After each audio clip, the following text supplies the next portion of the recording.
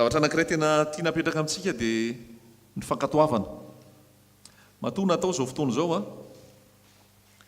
dia napetraka ny tompo tato anaty mihitsy hoe ao anatin'ny fivavahana, ao anatin'ny fotoana fitoriana dia betsaka no mipirioka, betsaka no tsy ara-baiboly kanefa dia ataon'ny olona.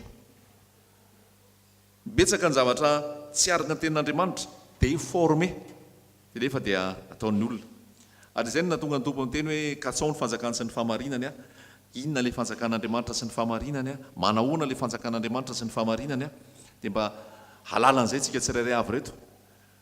Satria anisan'ny olona tsika ihany koa ny ankamaroany dia ilay zavatra rehetra, ilay inona no hohanina, inona no tafiana, ahoana ny momba ny itsy, ahoana momba ny zaroa, ny amin'ny resaka ara-bola, ara-pitaovana, ara-piainam-pivelomana mihitsy dia betsaka no sahirana ary manana olana ny amin'izay. Kanefa ny vahaolana dia fanambaran'i Jesosy hoe aza miteny akory hoe inona no haninay, aza manontany akory hoe inona no sotroanay, aza manontany akory hoe inona no tafianay. Raha ho an'ny zanak'Andriamanitra tsy fanontaniana mipetraka izany. Ambony ny aina, ambony ny fitafiana, dikan'izay ny ambony rehetrarehetra tsy tokony ho anontaniana ihany koa. Dia izay no napetraka Jesosy mihitsy ao amin'ny Matio tamin'ny toroteny teo filazana tao an-tendrombohitra hoe aza manahy ianareo ka manontany hoe inona no haninay, inona no tafianay, inona no sotroanay. Zany rehetra zany ny zentilisa no mitady an'izany fatratra. Fa fantatry ny rainareo fa tokony ho anareo zany. Ny fiainana kristianina normal, ny fiainana zanak'Andriamanitra normal dia tsy manontany izay hohanina, tsy manontany izay ho tafiana, tsy manontany izay ho sotroana. Tsy olana aminy zany. Halleloja. Tsy olana aminy zany, tsy problème zany. Hoy Jesosy hoe ny zentilisa ny problème ny zentilisa zany. Fa ho an'ny zanak'Andriamanitra fantatra Andriamanitra fa tokony ho anao zany. Fa aza manahy ianao. Didy zany, didy napetraky ny tompo zany. Ohatrany hoe aza mangalatra, aza mandainga, aza mangala badin'olona, aza mitsiritra, dia misy koa ny hoe aza manahy. Aza manahy, baiko apetraky ny tompo zany, didy apetraky ny tompo zany a, mila iainantsika, tsy miaina ao anaty fanahiana. Aza manahy ianareo ka hiteny hoe inona no haninay, inona no sotroanay, inona no tafianay. Zany rehetrarehetra zany dia ny zentilisa no mikasaka an'izany fatratra. Fa ianareo fantatry ny rainareo fa tokony ho anareo zany. Halleloja. Fa katsao ny fanjakan'Andriamanitra sy ny fahamarinany manampy zany rehetra zany. Dia izay no lazaiko tendrem-piandohana hoe efa sabotsy maromaro zay a, efa miditra volana jona tsika dia mandritra ny volana jona mbola misy a.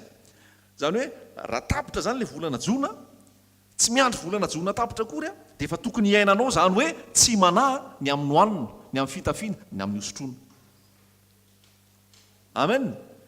Tsy tokony hanahy, tsy tokony ho problème aminao tsony zany. Fa raha zay mbola problème anao dia mila mieritreritra, mila mandiny tena ary mila mijery hoe sao dia lany andro fotsiny naketo. Fa mipetraka tsara daholo ilay afatra rehetrarehetra hatram'izay ka hatramin'izao reny a. Voalaza tany amin'ny voalohany ny fanjakan'Andriamanitra sy resaka fihinanana sy fisotroana. Tsy amin'ny resaka zavatra ny tany, fa ny fanjakan'Andriamanitra dia fahamarinana.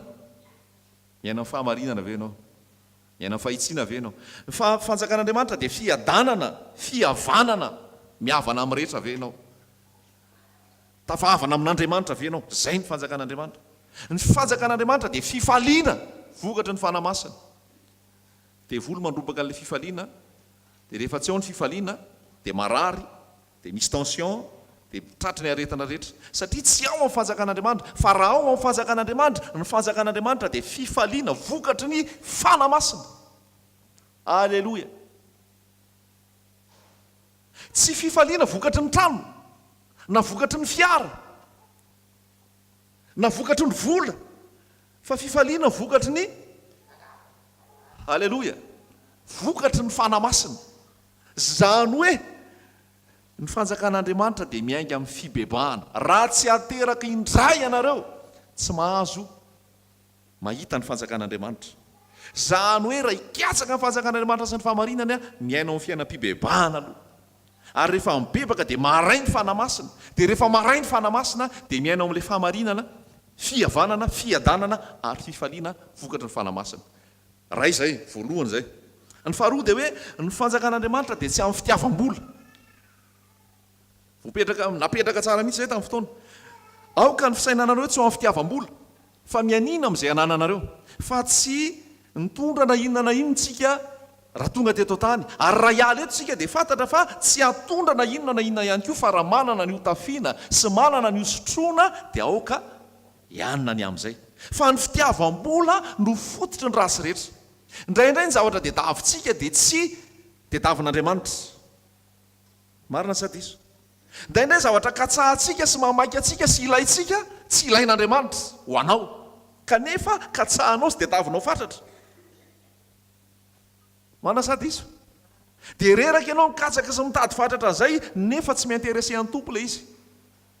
Dia mila miditra ao amin'ilay le planin'Andriamanitra amin'ny fiainanao ianao. Inona ny sitrapon'Andriamanitra amiko? Fa misy zavatra dia davintsika marobe rehefa atao ny lista dia hozy ny tompo hoe tsy ilainao reo. Satria ny akamarony dia entin'ny filana. Entin'ny filana. Dia hoy ny any amin'ny Jakoba hoe mangataka ianareo fa tsy mahazo. Fa maninona ny tsy mahazo? Satria olanianareo amin'ny filanareo ilay zavatra angatahanareo.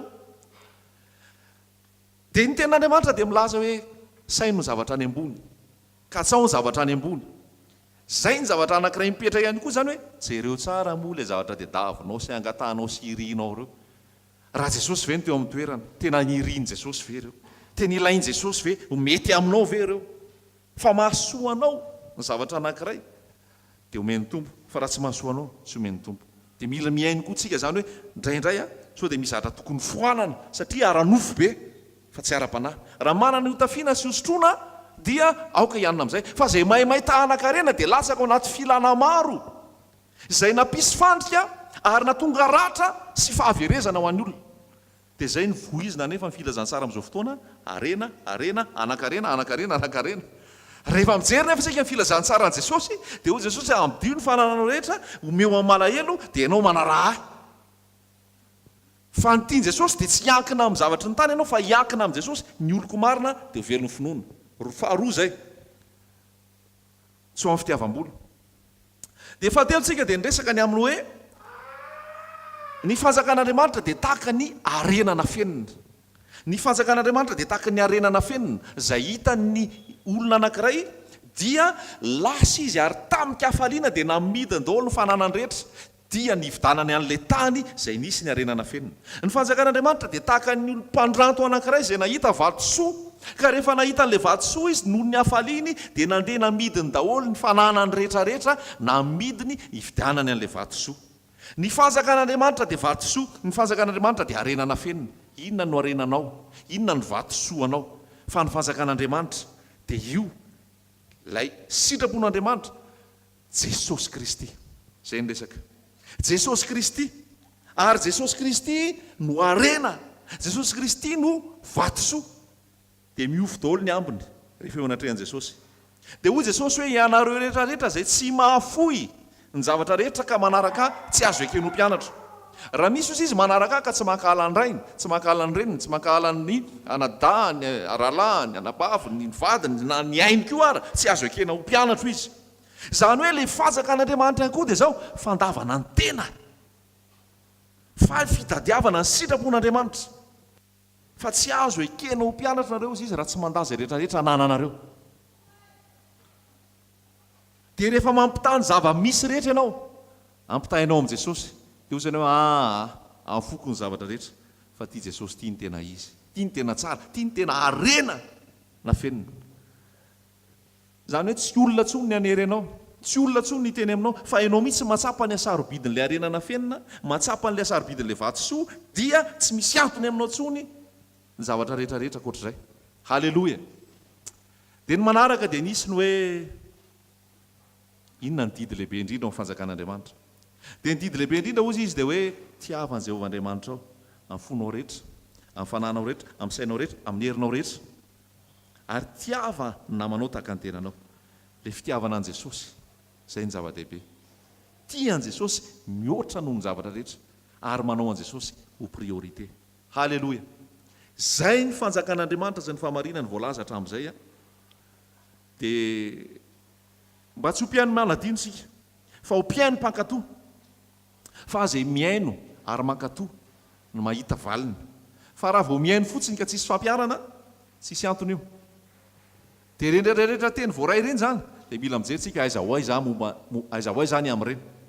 Fa raha zao dia zao anao zany a, raha mampiatra sy manaiky an'ireny ten'Andriamanitra ireny a, dia tokony efa tsapanao hoe manampy tokoa ny zavatra rehetra. Tao manampy tokoa ilay zavatra rehetra, tao marina tokoa zany ten'Andriamanitra zany. Tsika tsy manao teoria, tsika tsy manao resaka be fotsiny fa mila iainantsika ilay filazantsara. Mila iainantsika ilay filazantsara dia tokony hitondra vokatra eo aminao zay teny rehetra voalaza zay hoe katsao ny fanjakan'Andriamanitra sy ny fahamarinana hanampy tokoa ny zavatra rehetra. Fanovany Jesosy ny ao am-ponao mihitsy a, iova ny fisainana, iova ny fomba fitondran-tena, iova zay rehetrarehetra mahaliana mba teny hifantoka amin' Jesosy. Halleloia.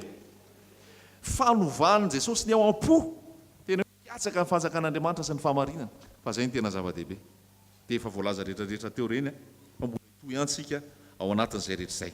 Fa ny zava-dehibe dia ny fankatoavana. Ny fankatoavana, fanekena, fampiarana izay teny nomen'ny Tompo. Dia samy mijery tsika. Fa misy fahafoizana zavatra be da be ao, misy fandavan-tena ao, misy zavatra tena hoe ielana ao, ary misy zavatra tena mety marary anao mihitsy, misy zavatra tena mety tena mafy aminao mihitsy. Fa hoy ianao hoe noho ny fanjakan'Andriamanitra, noho ny fanjakan'Andriamanitra dia afoko ny rehetrarehetra, ary anao sitrapon'Andriamanitra ny ataoko, ary anaraka an' Jesosy a, tsy hoe satria misy an'ity, misy an'ry, mahazo an'ry, mahazo an'ity, mahazo an'itsy, na hoe anaraka an' Jesosy a mba hahazo an'izao, mba hahazo an'izao, mba hahazo an'izao, fa anaraka an' Jesosy ahako a, na dia misy an'izao, na dia mafy sy mafaitra. Halleloia. Dia mbola hitotsika androany, inona indray no tiany Tompo lazaina amintsika? Fanamasina hitarika, fanamasina nazava, fa zava-dehibe amintsika ilay fianonana ten'Andriamanitra. Raha te an-tany fotsiny azao, be da be ny hoe fa afaka mijoro vavolombelona, hoe inona nataon'i Jesosy taminy, inona zavatra iainany, inona zavatra kasihan'ny Tompo azy, ny amin'izany hoe rehefa mikasaka ny fanjakan'Andriamanitra sy ny fahamarinany manampy ny zavatra rehetrarehetra.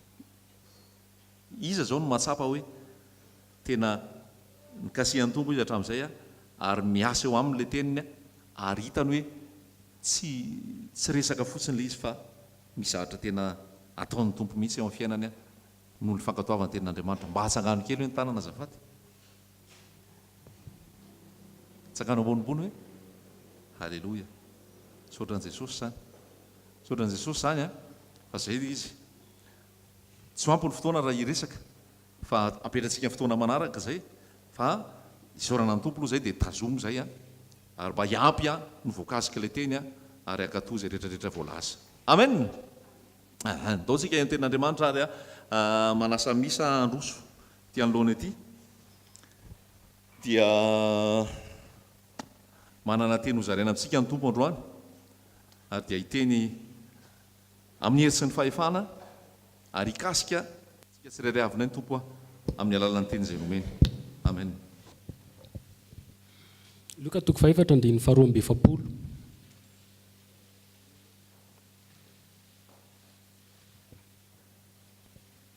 Luka 4:2-4.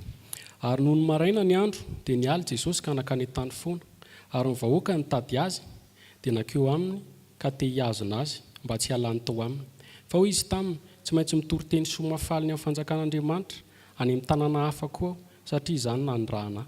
Ary izy nitory teny tany amin'ny sinagoga iran'ny Jetilisa, tany amin'ny sinagoga iran'ny Galilea. Ny fiatombohan'ny asan'i Jesosy io voalaza io. Raha mamaky sika eo aloha eo a, dia nakomitran'ny rafozam-bavin'ny Petera izy, dia nisy zavatra be nataon'i Jesosy, nanasitrana amin'ny marary, nisy mirakla zany. Dia tamin'ny alina amin'izay Jesosy lasa nitokana, lasa niala, dia nitady azy ny olona. Rehefa nitady azy ny olona, ohatra antsika ihany koa io, tady an'i Jesosy, dia lasa Jesosy nandeha. Izany hoe misy fotoana ianao mitady an'i Jesosy, fa Jesosy lasa tsy hitanao. Dia petera aragaga zao satria hoe ny olona rehetra izy mitady anao, zany ve le zavatra tiantsika olona mitady an' Jesosy, mila mitady an' Jesosy. Io Jesosy hoe rehefa fakafakana ny antony tadiavan'olona an' Jesosy dia io olo eo ambony io. Sasa mety mitady Jesosy satria mila fanasitranana, sasa mitady vagagana, sasa mitady asa. Izay ny tadiavan'olona an' Jesosy. Io Jesosy hoe tsy izany no atongavako fa hitory ny filazantsara. Izay no dikany, hitory vaovao mahafaly. Misy taona zany ny priorité antsika io tsy priorité amin'i Jesosy mihitsy. Ny azy hafa, ny anao hafa. Dia mety zany koa ny atongavantsika eto zao hoe malaza be mantsy amin'izao Jesosy manasitrana ary be da be zany. Be da be ny fitoriana ankehitriny hoe manasitrana ny tompo, marina zany. Fa zany miteny anareo fa misy taona ny tompo tsy manasitrana eny eo, baiboly zany. Misy taona izy miteny le boka folo reny andana aloha dia ny mpandehanany eny ny sitrana. Misy taona izy miandry aloha. Misy taona ataony indroa ny fanasitranana. Misy taona izy tsy mamaly mihitsy ara, vavaka ataon'olona ao anaty baiboly. Jesosy ara-baiboly ny toriko antsika fa Jesosy toriana ankehitriny. Satria ny baiboly miteny fa misy Jesosy hafa. Raha mamaky sika ny Korintiana 1:10, tazana efa kitsika kely zay.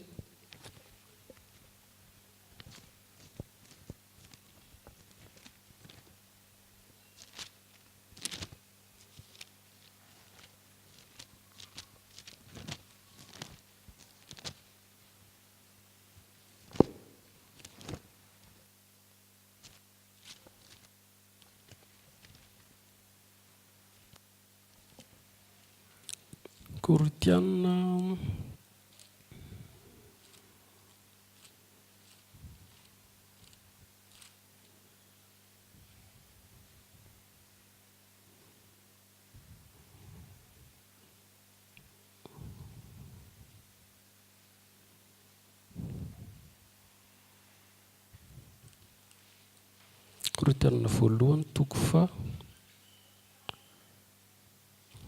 Korintiana faharoa 11:4 misaotra.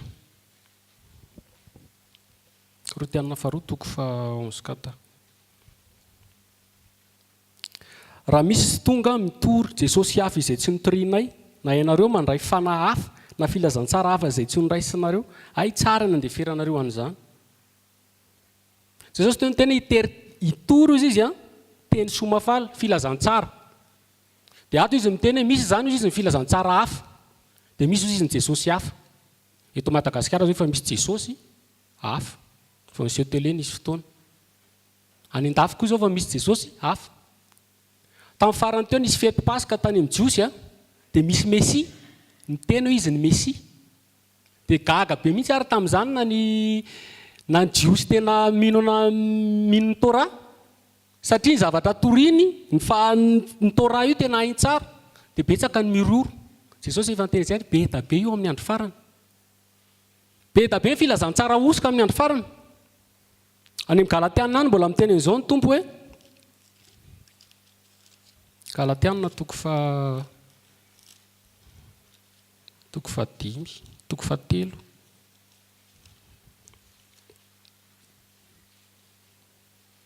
Galatiana voalohany.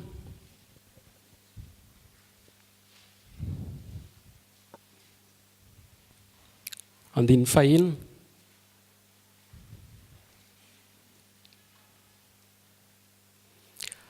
Gaga ao raha mifindra faingana toy izao nareo hiala amin'izay efa niantso anareo tamin'ny fahasoavan'i Kristy ho amin'ny filazantsara hafa izay tsy filazantsara akory. Fa saingy misy sasany mampitabataba anareo ka te hamadika amin'ny filazantsara an'i Kristy. Fa na izahay na anjela avy any an-danitra aza no mitory filazantsara hafa aminareo afa-tsy izay nitorinay taminareo, aoka ho voahoizina izy. Araka ny voalazanay fahiny no lazaiko indray ankehitriny. Raha misy olona mitory filazantsara hafa afa-tsy izay fandraisinareo, aoka ho voahoizina izy. Ary ankehitriny olona vanilaiky fitisandriamanitra raha mbola mila sitraka amin'ny olona, aho dia tsy mpanompon'i Kristy. Fampafantariko anareo rahalahy ny filazantsara izay nitoriako, fa tsy araka amin'ny fanaon'ny olona izany. Ary izao tsy nandray azy tamin'ny olona ary tsy mba nampianarina aho fa tamin'ny fanambaran'i Kristy ihany. Paoly miteny mihitsy hoe na zahay izy na anjely aza mitory filazantsara hafa aminareo, aoka voahoizina izany hoe misy anjely mitory filazantsara ohatr'izany ny silamo anjely ny seo tamin'ny mahome ohatr'izany ny mormon atsondra hoe anjely moroni aoko voaoziny izy fa inona ary le filazantsara teny Jesosy hoe filazantsara amin'ny fanjakan'Andriamanitra hitanareo tsika zay fandro farany amin'ny Daniela toko faharoa misy an'le sary vongana iny dia voalaza teo daholo efa izy fotoana andresana an'izay teto eo daholo izy ny fanjakana rehetra eto tany lova volamena tratra volafotsy fivarana fe vy ny tongotra dia amin'ny farany izy tanimanga sy vy izany hoe mifangaro ny tanimanga sy ny vy dia mamaky anareo amin'ny Daniela toko faharoa manasanareo mamaky any trano dia zao voalaza hoe io izy dia fiaraharoan'olombelona nefa tsy ho tafasambatra izy izany hoe tanimanga sy vy dia fifangaroana izany hoe mélange confusion izany hoe mifangaroaro izany hoe tsy fantatro antsony hoe inona ny tanimanga inona ny vy tsy fantatro antsony hoe inona ny filazantsara tena izy inona tsy fantatro antsony io fa be da be ny kristianina sy doka satria tsy manana ny discernement esprit an'Andriamanitra dia manaraka filazantsara osoka fitaka mitapidrano tsy araka ny tokony ho izy Jesosy koa ny tena izao nanao fanoharana misy ny vary dia misy ny tsy farifary dia zao izy hiara hitombo ireo mandrapatonga amin'ny farany izany azagaky tsika efa isy filazantsara hafa be da be enitsika isy olona ilaza ny tena no Jesosy tsy ray tsy roa tsy telo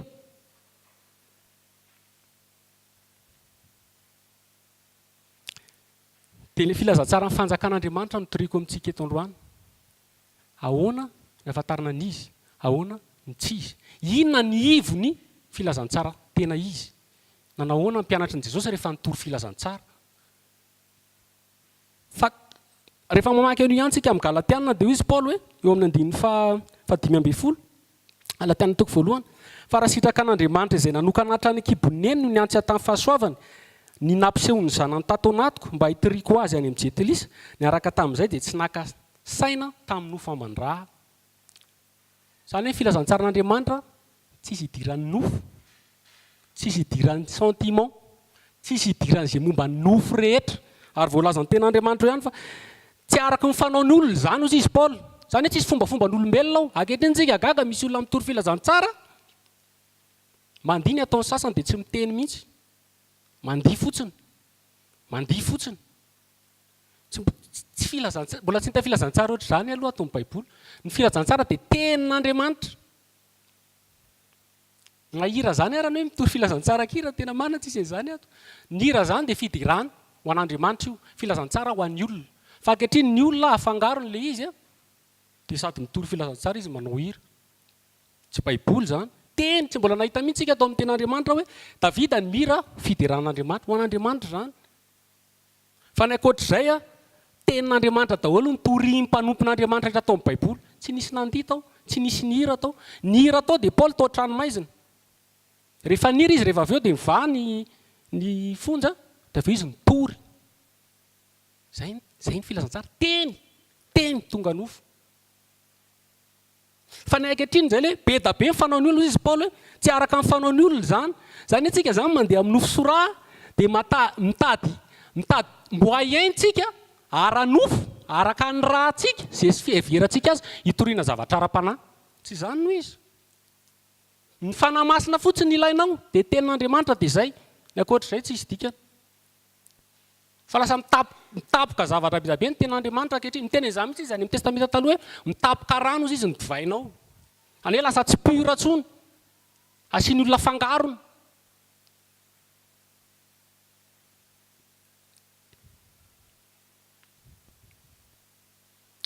dia anavaka n'izy tsy izy amin'izay tsika ahafahanareo rehefa mahenonareo zany olona mitory dia fantatrareo hoe tsy izy zany tsy le Jesosy zany dia avy eo tenentsika hoe iza ny tena izy ahoana ny ahafantaranareo azy dia io zavatra efatra amin'ny voalohany tsy zavatra miova mihitsy zany eto amin'ity tany ity ny fomba fiasan'ny satana ka hatramin'ny voalohany ka hatramin'ny andron'i Jesosy amin'ny andro farany dia tsy niova zany zavatra nataon'ny tany an-danitra dia mitovy foana fa ny olona ny voafitaka ny tsy malala dia andeha tsika maki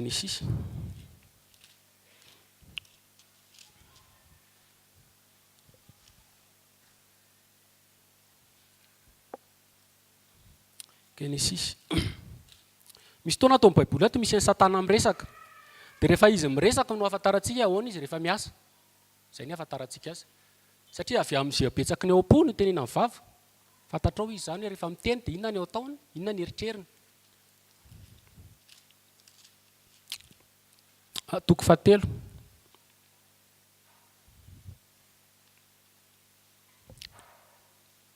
ary menarana dia fetsy noho ny bibidia rehetra izay nataony Jehovahandriamanitra ary hoy izy tamin'ny rahavehivavy anky efa nataon'Andriamanitra hoe azy hinananareo ny hazo rehetra ao amin'ny saha fa hoy rahavehivavy tamin'ny menarana ny voan'ny hazo ao amin'ny saha dia azona hinanana ihany fa ny voan'ny hazo eo voan'ny saha kosa no efa nataon'Andriamanitra hoe aza hinananareo na tendrenareo izany fa ndreo maty ianareo ary hoy menarana tamin'ny vehivavy tsy ho faty tsy akory nareo fa fantatr'Andriamanitra fa amin'ny andro izay hinananareo azy dia hiratra ny masonareo tahaka an'Andriamanitra ka lalany tsara sy ny ratsy ary hitany rahavehivavy fa tsara ho fihinana ny azo sady mahafinaritra ny maso ary azo matsiriritra mampahendry dia nanotazany voany ka nihinanany ary nomeny koa ny vatany ka dia nihinana izy io voalohany io no nalavon'ny olona dia io koa mbola malavo antsika rehetra hatramin'izao inona ny teneniny eto Andriamanitra efa niteny mihitsy eo aloha hoe raha mihinana an'io ianao izy dia ho faty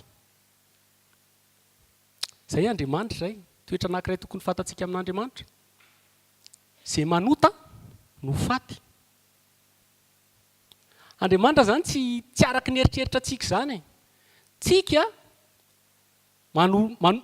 manomorona araky ny eritreritsika arakaraka izay ilay nofo sy raha arakaraka ny fihetsem-pontsika arakaraka ny fihetsem-po dia matetika lasa mibahana be hoe ty an'Andriamanitra fa avakio ny baibolitsika raha mandinika an'ity baiboly ity tsika misy taona ianao metram-panontaniana hoe fitiavana marina ve Andriamanitra zany ho avy any moa tsika rehefa avy eo satria miteny izy aringany daholo na zaza na mbavehivavy baiboly zany tamin'ny zavana mamaky baiboly voalohany dia tena somary niodina kely hoe ahoana ary zany baiboly zany ahoana fa izay Andriamanitra izay misy toetr'Andriamanitra mila ho fantatritsika mihitsy androany fa io fitaka ny Satana tsy ho faty zany ianao tsy maty zany ianao Satana izay ianao na manoto zany ianao tsy maninona tsy tian'Andriamanitra ianao e Satana izay misy taona fivavahana io misy tsy mitory ianao amin'izany tsy mitory ianao Andriamanitra anio ka tsy raisinao ohatry ny namanao e io Andriamanitra anio ka efa teniny dia tsy maintsy tatirany rehefa hoanao izy voy dia ho tahaka an'Andriamanitra ianao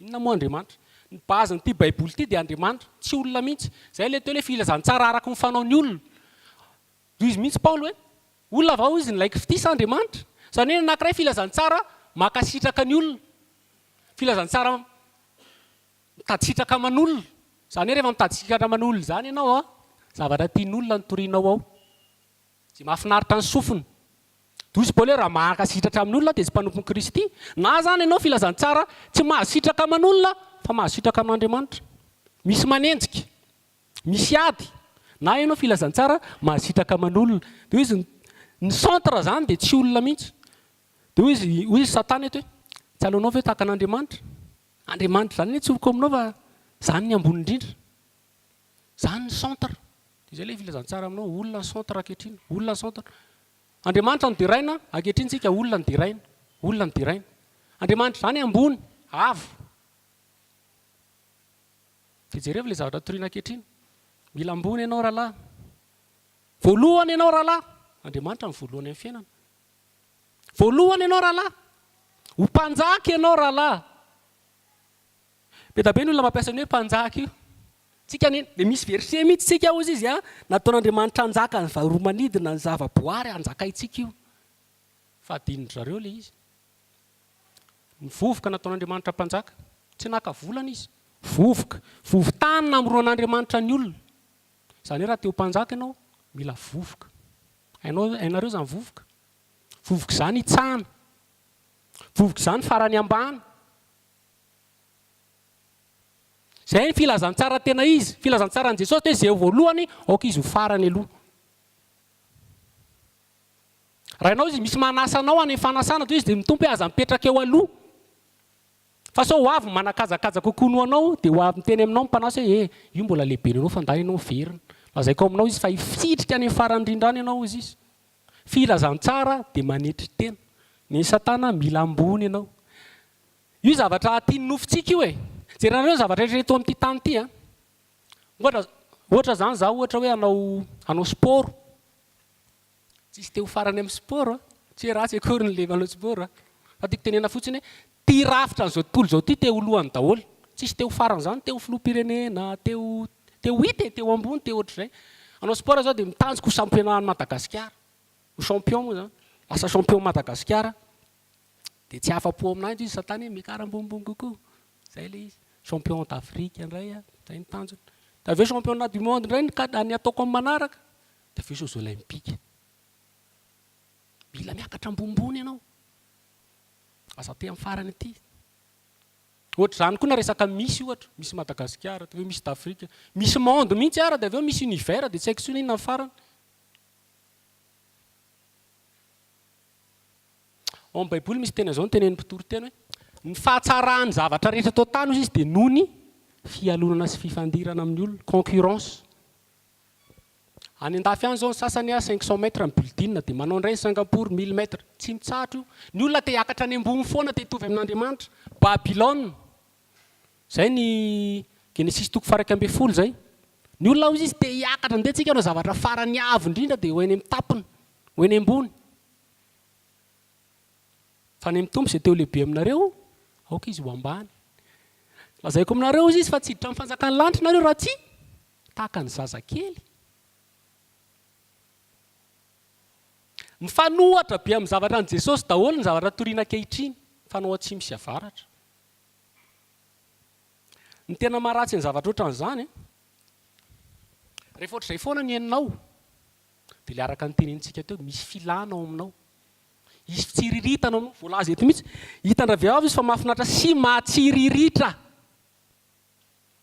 dika lasa manoto ianao zany hoe filazantsara tsy hanafaka anao amin'ny fahotana fa filazantsara ampisy fahotana anao raha zany foana ny torinanao voalohany ianao azo trano ianao azo fiara ianao dia ty daholo izy izay olona manana problème rehetrarehetra nefa Jesosy raha mivaky antsika teo zaho izy tsy tonga amin'izany zavatra hafa mihitsy dia nitory filazantsara amin'ny fanjakan'Andriamanitra dia eva teto nanomboka ny jery zay le maso jery ny maso io mila kombona mihitsy io fa aloharany jamba dia mihaino fotsiny fa raha vao maso ny mandeha aloha vao fitako eo ianao fa ny olona mantsakehitry mandeha amin'ny maso misy miracle tonga dia sy doka misy zavatra miseho tonga dia sy doka fa ny tenin'Andriamanitra miracle eo ihany fa arao tenin'Andriamanitra ny hery sy ny teny mifameno miracle fotsiny amin'izao mitaka anao raha ohatra zay ka tsisy afa-tsy miracle ao mialato ao fa raha misy miracle dia misy tenin'Andriamanitra azy zay no izy satria sady maso io ny sofiny ireo fitaovana reo nampiasain'Andriamanitra ahafantarantsika amin'ny fahamarinana fa tsara ho fihinanao izy ny asa sady mahafinaritra amin'ny maso sady mampatsiritra sy mampahendry dia nitazana voanka dia nihinana izy be da be ny olona mihinana an'io mihinana an'izany fampianarana izany mahafinaritra amin'ny maso zany nefa lasa fahotana io zany filana lasa miteraka filana Jakoba amin'ny teny izao mihitsy hoe ny fahotana izy avy amin'ny filana aloha tonga aminao ny filana dia rehefa aveo izy rehefa torotoronina izy dia miteraka ota ny filana aloha dia zay vao miteraka ota dia rehefa aveo ny zava-nisy dia niafy ny Adama nitsoka an'Andriamanitra dia niafy natao anaty hazo voalaza mihitsy hoe tao anaty hazo dia nitafy ravina viavy dia tonga amin'izay Andriamanitra dia niteny taminy aiza ianao dia izy niafina be da be mihitsy ny tanareo rehefa manao zavatra rafitsy dia miafikafina na no anatin'ny eritreritra koa taloha manana an'izany manao asa soa mba ahafahako ohatrany hoe mba nanao ratsy tato dia mba asiako asa soa kely ato dia amin'izay mba mifandanjalanjy eo le izy misy olona manao an'izany io azo io raha mamaky tsika amin'ny Loka toy izy Jesosy hoe dinio izy ny azo rehetra sy ny aviavy amin'ny évangile hafa izy teny hoe dinio ny aviavy fa raha hitanao vao manarika izy dia efa akaiky ny loataona ny tiany Jesosy tenina amin'izany ny olona ny firenena ny manodidina hoe rehefa ho avy Jesosy dia aza ny aviavy rery Israely ny aviavy fa ny olona koa jereo fa misy zavatra miseho amin'ny olona miaratsy ny olona zay ny tiany tenena dia ty le nandraitra avina aviavy sy le miafina amin'ny olona ity fombafombantsika olombelona io zany atsika zany amin'izao lasa manao fombafomba be satria matahotra an'Andriamanitra dia miafina dia hoe mba ahafahako manatin'Andriamanitra dia aloha andraitra ravina viavy le fisehoana ravina zany zavatra miseho aty ivelany Andriamanitra tsy mila ravina zany Andriamanitra vony ilainy zay mahatonga anazy rehefa niakatra tany Jerosalema dia nahita viavy doroboka fotsiny fa tsisy ninona Zany hoe be da be zany ny olona manao miafina ao anaty alokaloka fombafomba n'olombelona, fombafomba mpivavahana, miafina ohatra ny Adamo. Aiza ianao izy. Ary Andriamanitra, mahafinaritra an'io Andriamanitra io, Andriamanitra tiany ianao miteny. Tiany ianao miteny, rehefa manoto ianao dia mila miteny. Ohatra izany koa Kaina rehefa nanoto, inona nataonao izy? Mila teneninao nanoto ianao. Kaina miteny asa zavaka mitandrina ny rahalahiko. Dia nitenen'Andriamanitra izy. Dia rehefa manota, ny tompo zany tsy azo sangisangina. Ny tompo eo zao mamaky fa tena strict Andriamanitra. Tsika zany lasa manao conception Andriamanitra hafa fa zany tena reo Andriamanitra strict amin'ny karakterany. Ny zavatra nanjoany Adama sy Eva eo ary mandrakitiny androany ny vehivavy rehetra, ny lehilahy rehetra ngamba mbola ohatr' izany. Nefa indre-pandeha i Adama ny nanota. Indre-pandeha Adama ny nanota vao ozina ny tany. Niasa izy ary tsemboka zay vao misakafo. Ny vehivavy rehefa hiteraka ozy izy dia marary. Manomboka ao mizaza koatra kibo io mandra-pivoakany. Zay ilay rehefa manota ianao dia ho faty. Mila toriny zany ankehitriny. Aza misangisangy fahotana. Fa ho avy moa rehefa kelikely eo hoe maninona ny zava-dehibe amintsika Jesosy Kristy Tompo. Inona ny fiarovantsika fa tsika raha vao tsisy fiarovana dia ohatran'io. Dia hoy izy Andriamanitra tamin'ny nantany izy aloha ny Adama hoe efa ninananao nga izy le hazo. Dia izy Adama hoe tsy zaho izy fa le vehivavy menao tiana Adama tenena izany ianao Andriamanitra ny faute fa ianao nanome any Eva. Maro izy ny fahotana, inona moa le misy tena miobolana hoe ny olona izy sendra loza mahazo azy dia any amin'Andriamanitra izy no mifototra rehefa avy eo. Dia izy Andriamanitra rehefa avy eo tamin'ny Eva ianao koa ve nanao inona nataonao? Tsy za Andriamanitra fa le menarana anie ny faute. Zay tsika. Filazantsara ohatr'izay koa. Ohatr'izay koa tsika zany. Tsisy diso zany. Tsisy diso zany fa marina daholo ary mora mijery ny andro maso ny hafa. Raha ny hafa io hitanao io fa diso, ianao tsy diso zany. Fa ianao marina foana. Hitanao daholo io défaut-ny olona rehetrarehetra io fa ianao tsy hitanao mihitsy. I Adama zay dia Eva zay. Dia tesy Andriamanitra dia niteny tamin'ny menarana. Satana io fa tsy menarana. Hoy izy hoe amin'ny andro iainanao dia amin'ny kibonao ianao no mandeha ary vovoka no haninao. Nisy fotoana tany amin'ny moron-dava iny dia mahisy menarana. Dia miandry mihitsy hihinana vovoka amin'ny menarana fa ny menarana ange tsy mihinana vovoka. Fa menarana mihinana valala, sahona, moka. Fa ty hafa, satria ty Satana. Inona ny tenen'Andriamanitra hoe ny andro iainan'ny Satana izy dia mandeha amin'ny kibony. Zany hoe zavatra torian'ny Satana tsy misy afa-tsy kibo. Zany hoe io zany ny tena talentan'ny Satana io mitory kibo io. Voky. Mila mihinana. Izay zavatra tadavinao omen'Andriamanitra anao. Efa tamin'ny Genesis io toriana amintsika ankehitriny io. Dia tsy izay ihany fa izy hoe vovoka no haninao. Ny vovoka dia ny olona. Vovon-tany nanamboaran'Andriamanitra ny olona. Zany hoe Satana dia manaikitra olona. Filazantsara mihinana anao. Filazantsara manaikitra anao. Ampahantra anao. Ianao ny ivesarany adidy ampahafolo-kareo zay efa tenentsika foana mety efa klasika amintsika amin'izay. Filazantsara ny Satana zay. Any amin'ny Ezekela 4:3 any izy dia miteny hoe andro mpiandro izy raha zany efa kitsika. Tamin'ny andron'ny Ezekela koa zany dia mbola ohatr'izany. Tsisy miova mihitsy. Ezekela 34.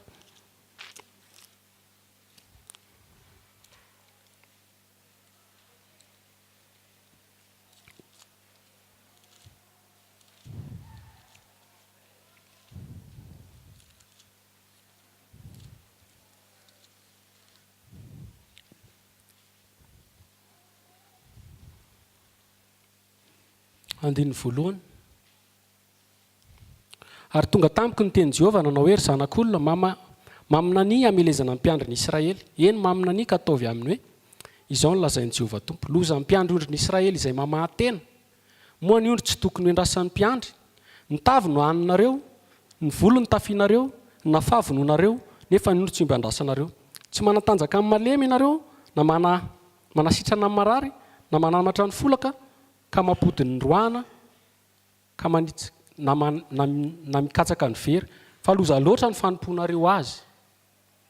Mpiandry ny Israely ozy izy, zany hoe mpiandry ny Israely zany tamin'izany reny le vita, mpisorona, olona tokana ihany fiangonana. Raha amin'izao ankehitriny zao dia pastera. Toy izy hoe loza mpiandry ondro izy tsy mahasoa fa mamatena. Dia avy eo izy nitavy no hoaninareo izay zavatra tsaratsara aminao any tetỳ atao sorona minan'Andriamanitra. Rehefa taloha zany no miverina. Tsy misy zava-baovao tadio fa marina foana ny tenin'ny Solomon hoe tsy misy zava-baovao eto ambany masoandro. Na misy io zavatra efa taloha dia ny teo ihany no miverina. Raha ahafantarantsika zany hoe aiza ho aiza mba ahafantarantsika tsy ho very zavatra efa voalaza daholo io. Mila mifikitra tsara amin'ny tenin'Andriamanitra dia hitantsika hoe ay zavatra efa taloha dia tsy voafitaka tsika. Dia avy eo nisy taona Satana amin'ny Joba koa izy mbola ahitantsika amin'ny teny. Joba. Rehefa niona tamin'ny zanak'Andriamanitra niona tamin'Andriamanitra zanak'Andriamanitra dia voalaza ny ten'Andriamanitra amin'ny Joba 2 fa mba teo koa izy Satana. Ny anjely tsisy mahafantatra hoe Satana anie hito hoe. Fa Andriamanitra no miteny direct avy taizaka ianao. Tadio foana fa marina foana ny ten'Andriamanitra iny. Rehefa eo ny zanak'Andriamanitra dia eo foana Satana. Tambary iray misy vary ao dia misy tsiparifary. I Kaina sy Abela dia ray ireny. Niaraka foana. Fa rehefa voalaza ny tena Andriamanitra rehefa ela ozy izy dia nanome nanao fanatitra i Abela dia nanao fanatitra koa Kaina. Zany hoe tena ahafantaranao izy ny tsizitsizy ny fotoana. Rehefa afaka elaela. Io ny ahitana azy. Ohatr'izany koa Isaka sy Ismaela. Ray ireo fa tsy mitovy ireny. Dia ohatr'izany koa Esau sy Jakoba fa samy hafa mihitsy. Mila manana discernement ahafantarana hoe izy ve ty sa tsy izy. Dia Satana mifangaroaro amin'ny zanak'Andriamanitra ao amintsika amin'ny teny zany dia be da be ny kristianina osika fangaroaro amin'ny zanak'Andriamanitra ao. Dia ozy izy Andriamanitra. Ary ny tena nagaga an'ilay izy Andriamanitra mihitsy no niteny tamin'ny Satana voalohany fa tsy hoe Satana niteny hoe Joba anie zao. Hoy izy Andriamanitra tamin'ny Satana hoe efa nandinika ny Joba ve ianao? Fantatro tsara ve izy? Dia izy Satana hoe fantatro tsara izy. Ianao aneo izy miaro azy. Zay mahatonga anazy mpanan-karena ohatran'io. Fa zao izy fanantenan-javatra fotsiny niarahany Joba aminao. Fa zao no teneniko anao Andriamanitra, ajanony kely aloha ny fiarovanao azy. Fa aloha alaiko daholo aloha vakitsika kely zay. Joba.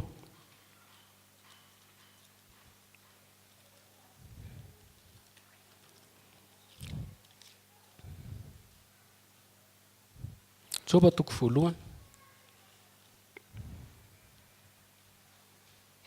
Andininy fahasivy. Joba toko voalohany andininy fahasivy. Ary Satana dia namaly an'i Jehova ka nanao hoe moa tsy fanantenan-javatra va ny atahoran'ny Joba an'Andriamanitra? Tsy ianao va ny nanao fefy manodidina azy sy manodidina ny tranony ary manodidina izay nanany rehetra. Notahinao ny asan'ny tanana ka manenika ny tany ny omby aman'ondrona. Fa injiro ange ny taranao ka tenireo izay nanany rehetra raha tsy andahoanao izy. Fanantenan-javatra ozy izy. Ny antenanao an'Andriamanitra. Be da be ny kristiana ohatr' izany. Manantena zavatra an'Andriamanitra. Ny vao ndresantsika teo hoe filazantsara ny fangatahany. Zay ngamba. Mangataka. Io Satana hoe rehefa vao tsy azo io dia miala.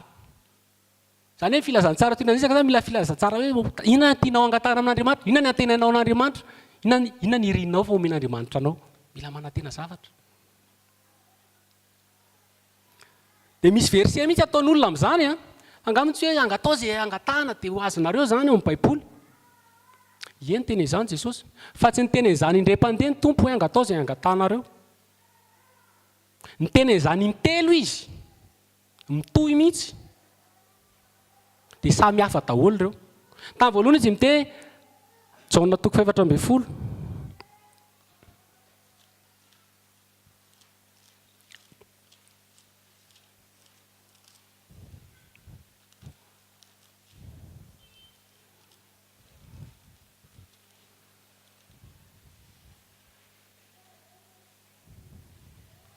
Andininy 7:12.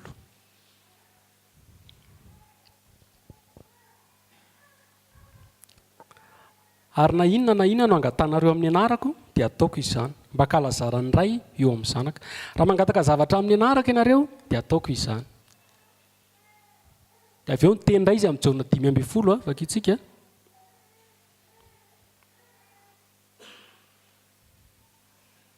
Tsy hoe izay mangataka akory dia mahazo tsy baiboly izany. Misy olona nangataka zavatra tao amin'ny tena tao amin'ny baiboly. Misy olona nangataka zavatra tamin'i Jesosy tao fa tsy nomeny. Izay ilay vao niresantsika teo. Hatria diso fangataka hozy izy izay niresaka antsika teo. Misy ny diso fangataka. Misy moa tena tsy nomeny ny tompo mihitsy ny zavatra nangatahana. Toko 7, 5:10, Jaona toko 7:10, 5:7. Raha miray amiko ianareo ka mitoetra ao anatinareo ny teniko dia angatao izay tianareo na inona dia tonga aminareo izany. Raha miray amiko anareo ka mitoetra ao anatinareo ny teniko, izay vao mangataka nareo na inona, izay vao azo aminareo izany. Fa tsy hoe mangataka fotsiny amin'izao dia aza.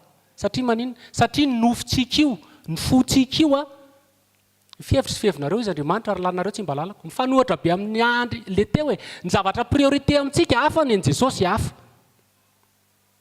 Dia raha vao tsy miray amin'Andriamanitra ianao dia tsy fantatrao izay sitrapony. Raha vao tsy mitoetra amin'ny Jesosy ianao tsy fantatrao izay sitrapony. Dia mangataka zavatra ianao tsy araka ny sitrapony dia tsy mahazo ianao. Eo amin'ny 5:10 izy dia mbola miteny izao amin'izany andro izany dia angataka amin'ny toko 5:10, 5:10, toko 5:10, fanoharana no lazaiko izany zavatra izany taminareo fa ho avy ny andro izay tsy lazako fanoharana aminareo intsony fa mbarako tsotra aminareo ny ray. Amin'izany andro izany dia angataka amin'ny anarako ianareo ary tsy milaza aminareo fa izao ny angataka ho anareo. Izany hoe amin'ny farany izany rehefa tena amin'izany andro izany izy rehefa hilatsaka amin'ny fanahy masina ny tenenana io izany efa connecté tsara amin'ny Jesosy ianao dia izy mihitsy mangataka zavatra ho anao. Fa tsy ianao tsony. Fiderana fotsiny sisa no ataonao. Mety misy taona ihany ianao mangataka raha hitanao hoe araka ny sitrapon'Andriamanitra. Fa ny olona mangataka zavatra tsisy dikany. Raha mamaky tsika izao amin'ny Matthieu toko 20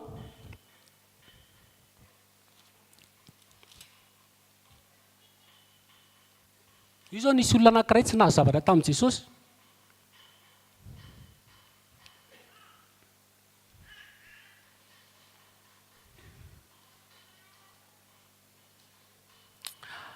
Ary tamin'izany dia nanantona an'i Jesosy ny reniny zanaka Zebedeo mba mizana lahy dia nakoaka ka nangataka zavatra taminy. Ary hoy izy taminy, inona no irianao? Ary hoy vehivavy taminy, madidi mba hipetrahan'ireto zanak'ireo lahy ireto ny anankiray eo amin'ny ankavananao ary ny anankiray eo amin'ny ankavianao ho amin'ny fanjakanao. Jesosy namaly tsy fantatrareo izay angatahanareo. Izany fa izy ny angatahanao. Tia nitenena amin'io intéressé. Teo premier ministre dia ny ray ngamba vice président. Izay ny mamaiky.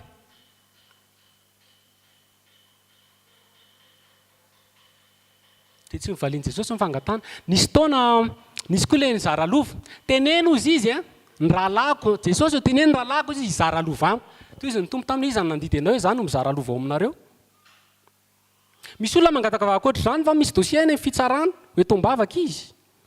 Satria izany no toriana aminao izay olanao rehetrarehetra io dia hovahana. Fa Jesosy tsy izany. Hitory filazantsara ny azy ny voalohany indrindra.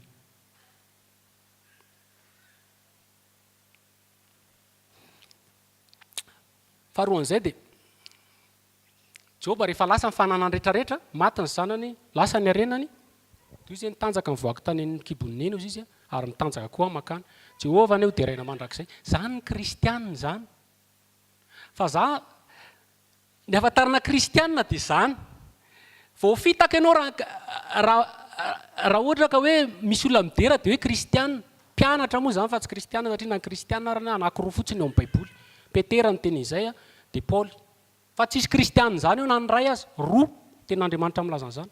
Ankehitriny tsika kristianina daholo. Fa ny ataon'i Jesosy dia mpianatra. Misy disiplinina. Mila manaraka azy. Araka ny tokony misy disiplinina izany raha vao tsisy disiplinina ianao dia goragory. Ary disiplinina io raha anaraka an'io ianao dia marary ianao io. Marary amin'ny nofinao. Ny ahafantarana ny tena mpianatra Jesosy dia rehefa ao anatin'ny ady. Ao anatin'ny pression. Fa raha ohatra ny Job io ngamba no miseho ankehitriny be da be hoe tany tsy naposiko izany Jesosy fa aleo miala. maty ve ny zanako anankifito ny arenako rehetra lasa daholo joba raha hoe tratran'izany mihitsy tamin'ny voalohany mafy tam'ilay izy dia nanomboka nametsiny an'andriamanitra izy nanomboka nanoziny fa rehefa nandeha fotoana dia nanomboka tonga saina izy ny afantarana ny tena kristianina dia anaty ady nisy taona Gideona rehefa nanafika dia be da be ny olona te hanafika te hiady araka ny Gideona toy izy Andriamanitra teny an-dalana dia efa nisy ny ala satria misy ady ka mandroam-patelo ny ala dia avy eo mbola nytenen'Andriamanitra izay kanosa rehetra aoka koa hiala zany hoe rehefa misy ady zany dia be da be miala dia avy eo ny tompo miteny hoe zaho izy izy ny anasaraka an'izay hiaraka aminao sy ny tsy hiaraka aminao andehana izy midina any eny amin'ny rano rehefa nidina teny amin'ny rano dia izy izay rehetra mandray rano amin'ny tanana iny miaraka aminao fa izay manao tonga dia manohitra an'izao izy tsy miaraka aminao dia izay mihitsy ny tri be da be ny olona mandray ny tenin'Andriamanitra satria ny rano ny tenin'Andriamanitra rehefa andeha hiady manao telomoka fa misy ny mandray tsara ny teny mampiatra ny teny dia izay mampiatra ny teny afaka manafika sy afaka miady ohatra izany koa tamin'ny Saoly rehefa raikitra ny ady dia voalaza fa be da be ny tsokan-daharana ao amin'ny ady eo zany ny tena nahitana antsika hoe kristianina ohatra ny Paoly sy Silasy any an-tranomaizina dia midera fa be da be ny kristianina zavatra kely tonga dia tsy mahatatalaza nady 7 taona ny efitra raha ray andro ianao dia efa miala mbola lava be ny lalana 7 taona ny efitra ary efitra ny lalantsika tsy hisy promesy mihitsy ny olona rehetra izay mitory fiadanana eto amin'ity tany ity teny eo amin'ny testamenta taloha daholo ny toriany fa tsisy an'izany ny filazantsara izay olona miteny hoe izay mamepafolo-karena dia hotany teny amin'ny testamenta taloha daholo ny toriany Malaki, Levitikosy, Deutéronomie, eo tahiny ianao satria zao fa ato amin'ny filazantsara tsy mahita mihitsy na nyray azy tsika hoe ho tahina ara-nofo eto fa adiny ao amin'ny fahoriana be izy nidirantsika amin'ny fanjakany lanitra ety ivelany mety hitanao hoe milamina fa tsy fantatrao ny ady eo ambany ao tsy fantatrao ny ao iceberg be ny ao anzy eo amin'ny tompo misy ny ady fitsapana mamay satria mila mandalo afo fa aminan'iny io teny izany mihitsy izy hampandalovako afo izy ny apahatelony dia ao izy ny anadiovako azy volamentsika diamondrotsika diamondra zany raha vao miseho vetivety ao anatin'ny ray andro tsy diamondro zany fa izy tena moa le nyteny hoe vadikilonjo vadikarangana fa ny diamondro milevina mihitsy aloha any amin'ny farany ambany any tao mamay dia miakatra tsikelikely zay izy vao mipoitra fiarana amin'ny tompo tsy ray andro tsy 4 andro tsy 3 andro fa rehefa le teneniko teo rehefa afaka elaela dia nanao fanatitra koa kaina zavatra fa no mipoitra avy eo rehefa ela izy dia tsy hitany olo Mosesy dia lasa nanompo sampy daholo ny olona rehefa oviana rehefa afaka elaela zany hoe ny avatarina antsika kristianina dia aloha ny fotoana ny jery aloha ny fotoana ny teny fa ny fiatomboana mety daholo fiatomboana mirehatra daholo fa iza hoe sika zao raha ankehitriny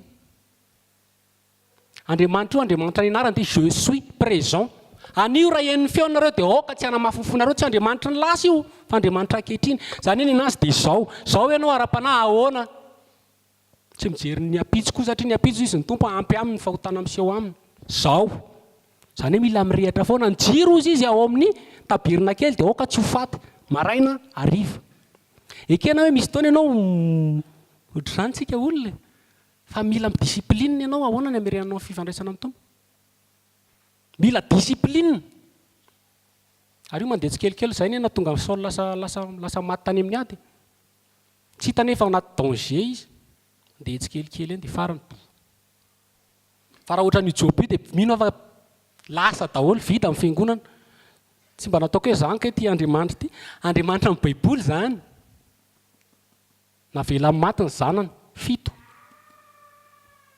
fa tsy Andriamanitra ankehitriny ny Andriamanitra toroy-keto dia Andriamanitra amin'ny Baiboly côté an'Andriamanitra amin'ny Baiboly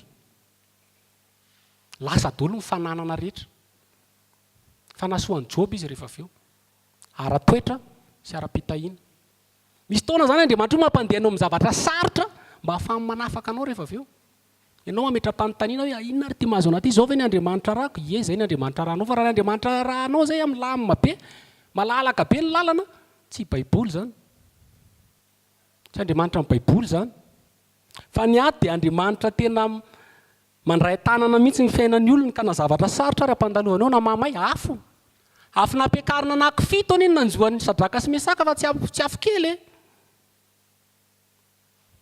Fa be da be zao no tratrany io satria ho avy indray Babilôna mantsy. Babilôna antikristy. Ka ny zavatra nitoriana ankehitriny tsy araka ny baiboly a, dia be da be no tratrany afo fafito a. Rehefa tonga ao amin'ny apokalipsy ao mahita an'izany tsika dia be da be ny andahan'i Jesosy. Satria tsy ancré tsara ambony vato, tsy ancré tsara ambony tenin'Andriamanitra. Dia rehefa avy eo Satana niteny an'izao satria tsy tratrany tamin'iny Job. Dia tonga indray ny fandroany dia hoy izy Satana hoe io any Andriamanitra ny zava-dehibe amin'ny olona dia izao nyaina. Tsy misy zavatra io zava-dehibe amin'ny olombelona fa tsy nyaina. Ka raha io aina io voakasikasika hitanao eo fa andao anao io. Dia io Satana mindana ary fa sao aza mamono azy fotsiny fa meko anao ny aina. Tonga Satana dia nanao vai mafy. Zay koa nitoriana amintsika. Zay ilay teneniko teo ilay filazantsara ilay nyainao zava-dehibe. Teo Andriamanitra ny zava-dehibe ary amin'ny baiboly hoe tahaka an'Andriamanitra nareo dia lasa olona zao centre nyainao tsy misy sarobidy. Ianao foana no hita, ianao foana za. Toriteny rehetra dia inona no tianao ataoko aminao? Nisy taona tena nahita soratra mihitsy dia ohatr'izay ilay eo amin'ilay afisy ireny. Raha vehivavy, inona no tianao ataoko aminao? Dia nijanona eo. Filazantsara ohatr'izany zany ny ankehitriny. Ianao, za. Mamy amintsika io haintsika io. Tiatsika sosotena, antahantaina. Fa rehefa misy afo amin'izay, be da be mandahan'i Jesosy. Nisy taona Petera ilay manao za lava. Ianao Jesosy tsy faty zany ianao. Za tsy manelanao ho faty zany. Tsy fata Petera fa kay ny programan'i Jesosy ho faty. Ary lazaiko anareo fa zay ny filazantsara fa avy any tsika rehefa ho faty. Tsisy te ho faty ngambitsika eto a. Ho faty ny ara-nofo io. Ho faty amin'izao tontolo izao. Ho faty amin'ny fahotana. Zay ny filazantsara tena izy. Tsy fantatry Petera fa andeha ho faty Jesosy. Tonga amin'izay nisy ny sambotra ny tompo. Dia voalaza fa teo amin'ny fisamborana an'i Jesosy aloha dia nitsoaka daholo. Ny sasany raha lasa tsy nitafy mihitsy fa nijily. Hatria nyaina ka. Mamy nyaina tena ho faty voasambo Jesosy. Alô miala fa tsy mba araka ny eritreritiko izy ity. Dia Petera voalaza ny ten'Andriamanitra fa nanaraka teny lavidavitra teny. Zany hoe Petera zany aloha mbola tsy nijoro tsara fa mbola tsy nitsoaka. Fa lasa izy nanaraka teny lavidavitra. Be da be nohatra zany manaraka an' Jesosy ihany a. Fa ny lavidavitra iny. Eo ihany aloha kristianina, eo ihany aloha. Tonga tao amin'ny kianja misorona be amin'izay. Makija kely Marka 4:12.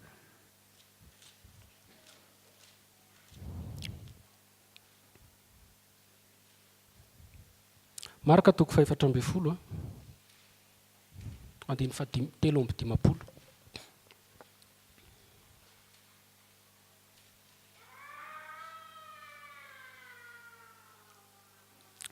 Ary nitondra an' Jesosy ho any am-pisorona be izy, ary niangina teo amin'ny mpisorona rehetra, ary niangina teo aminy mpisorona andiny 7:50 ary niangina teo aminy mpisorona rehetra sy ny olona mpanorandalàna. Ary Petera efa nanaraka azy iny lavidavitra eny hatrany amikanja ny trano mpisorona be, ary niara-mipetraka teo amin'ny mpiandrarà izy ka namindry teo anilan'ny afo. Be da be ny kristianina ohatran'ny Petera, ohatran'io. Jesosy ho faty a. Zavatra zay ilay intérêt. Tsy miraraha an'izany Petera fa ny amindro ny azy ny mamaika azy. Mangatsika ny andro tsiny. Zay ilay nofo zay, zay ilay za zay.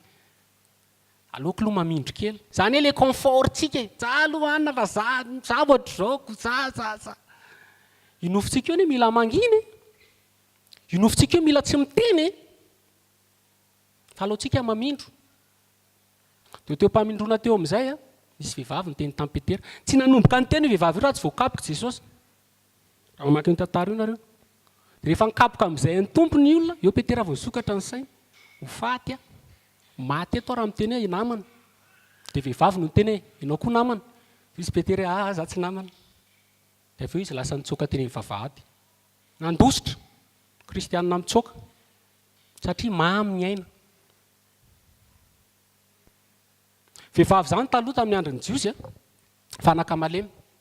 Raha hoe resina vehivavy zany zany ianao dia faran'izay lehilahy hoe resina vehivavy tena tsy izy mihitsy amin'ny jiosy zany.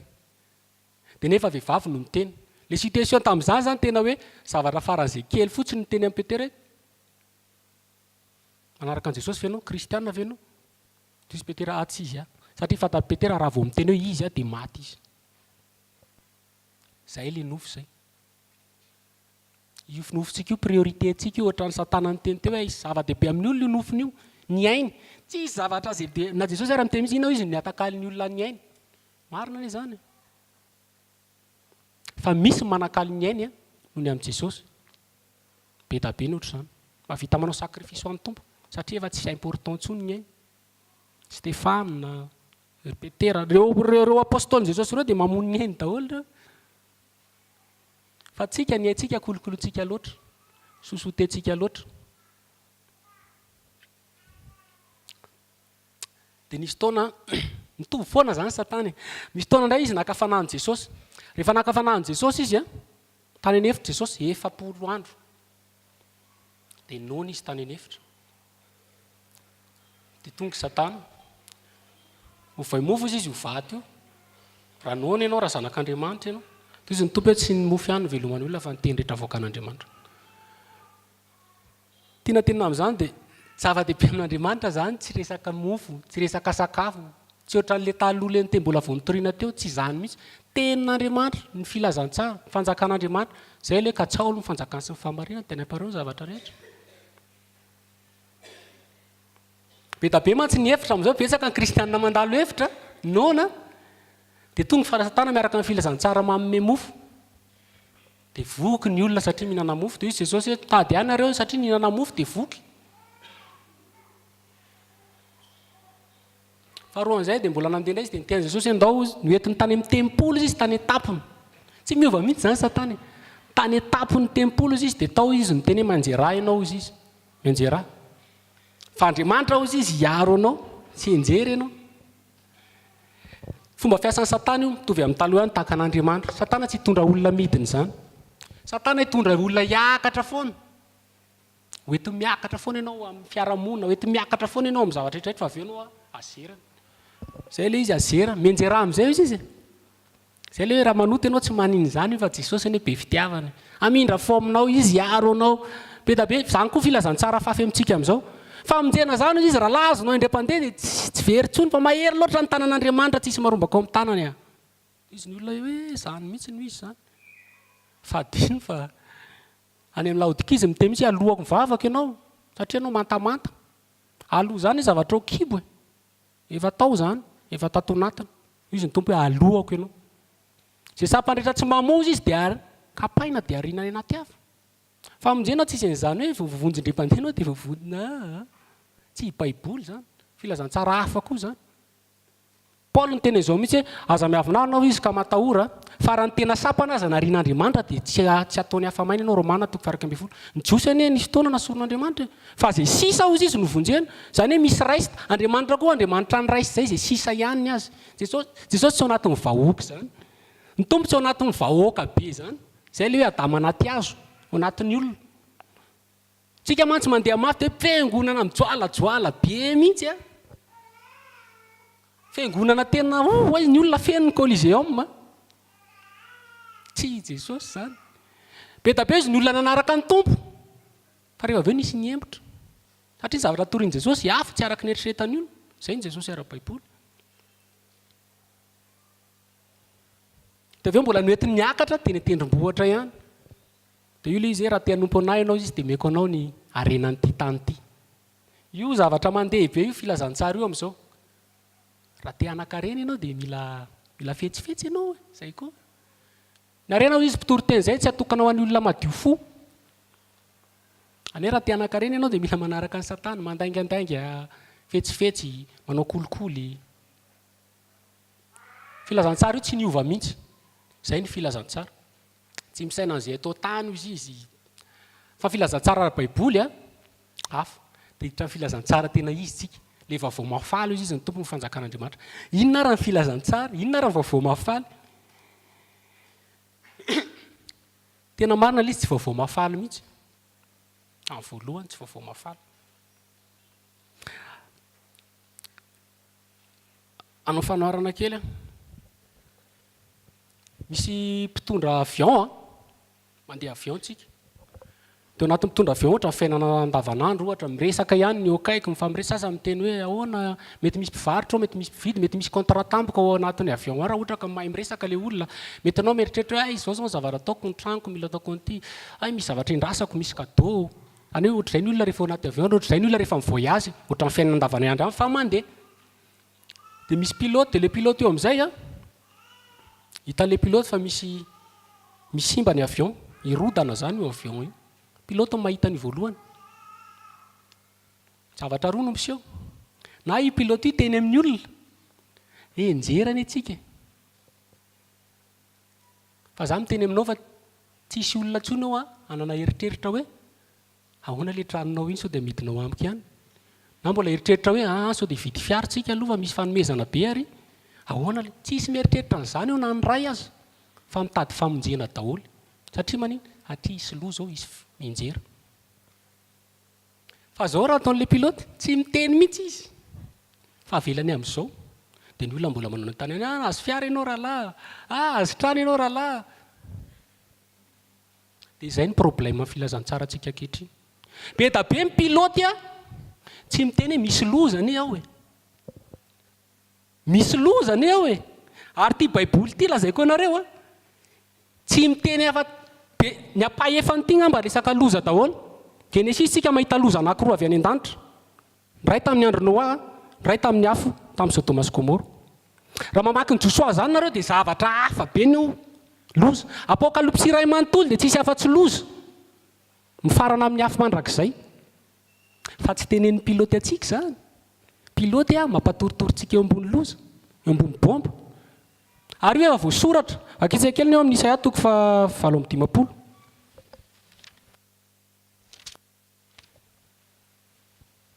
Isaia 7:20.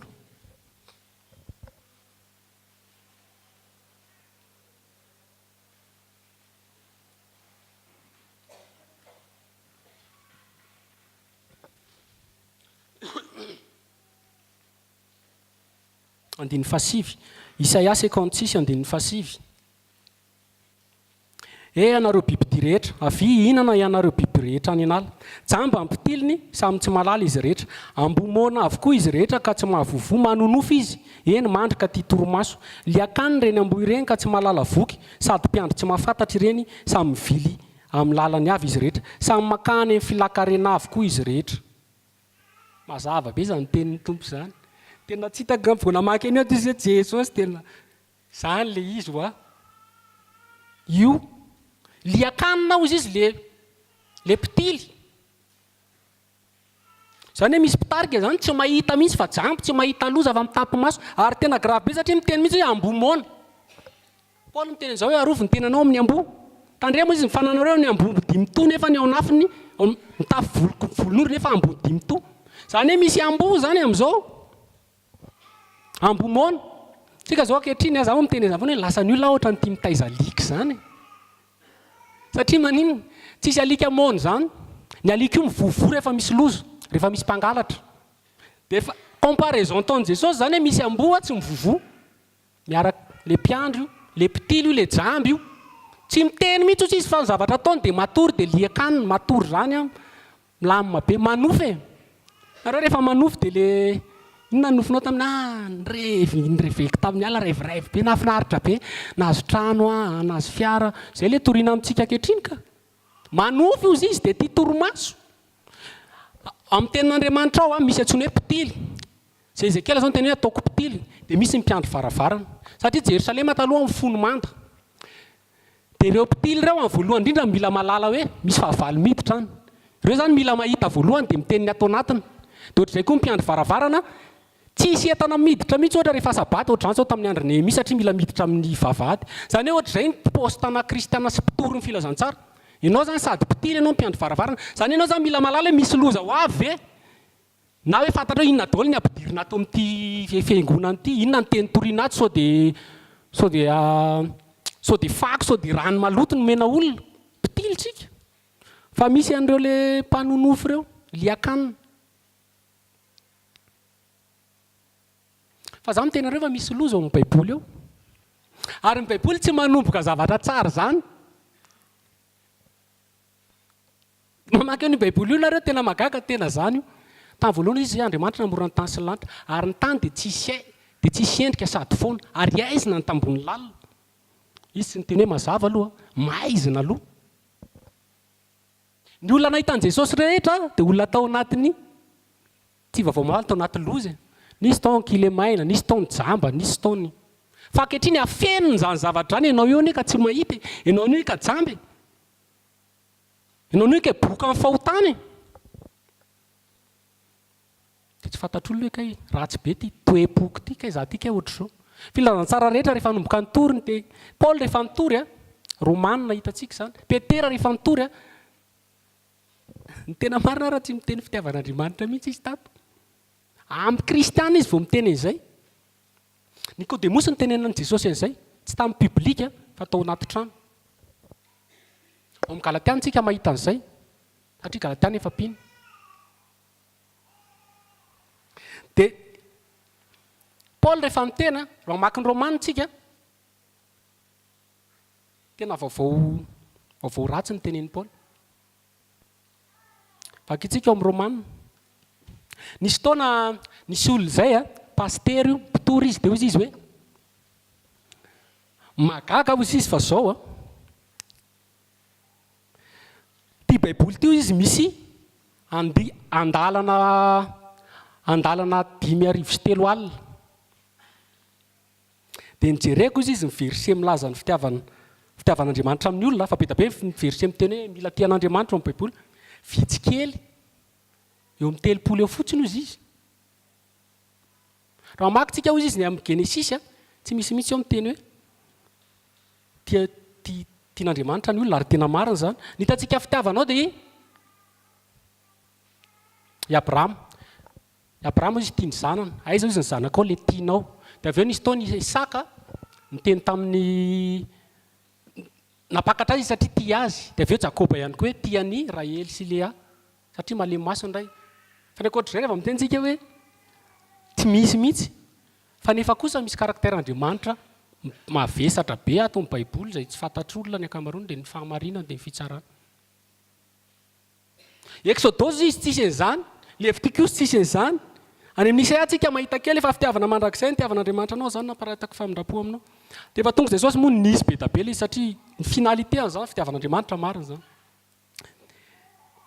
Dia ahoana Petera rehefa nitory, le filazantsara zany no filazantsara ny fanjakana. Vakitsika kely Romanina 1.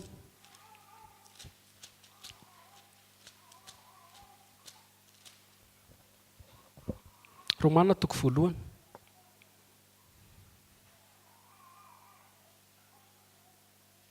Romanina 1 sy 2 tsara be ty bokin'ny Romanina ity, tena ahafantarana ny fahamarinan'Andriamanitra sy ny doctrine. Dia hozy izy hoe ny tsy fahamarina toetra ny jetilisa hozy izy mahameloka azy. Zany hoe zay filazantsara tena izy. Filazantsara zany mila miteny amin'ny olona hoe ahoana izy. Dia io tsy araka ny eritreritrao, fa ahoana ny fahitan'Andriamanitra anao. Satria ny olona rehetra rehefa teneninao izy manahoana ka ianao hoe olona tsara.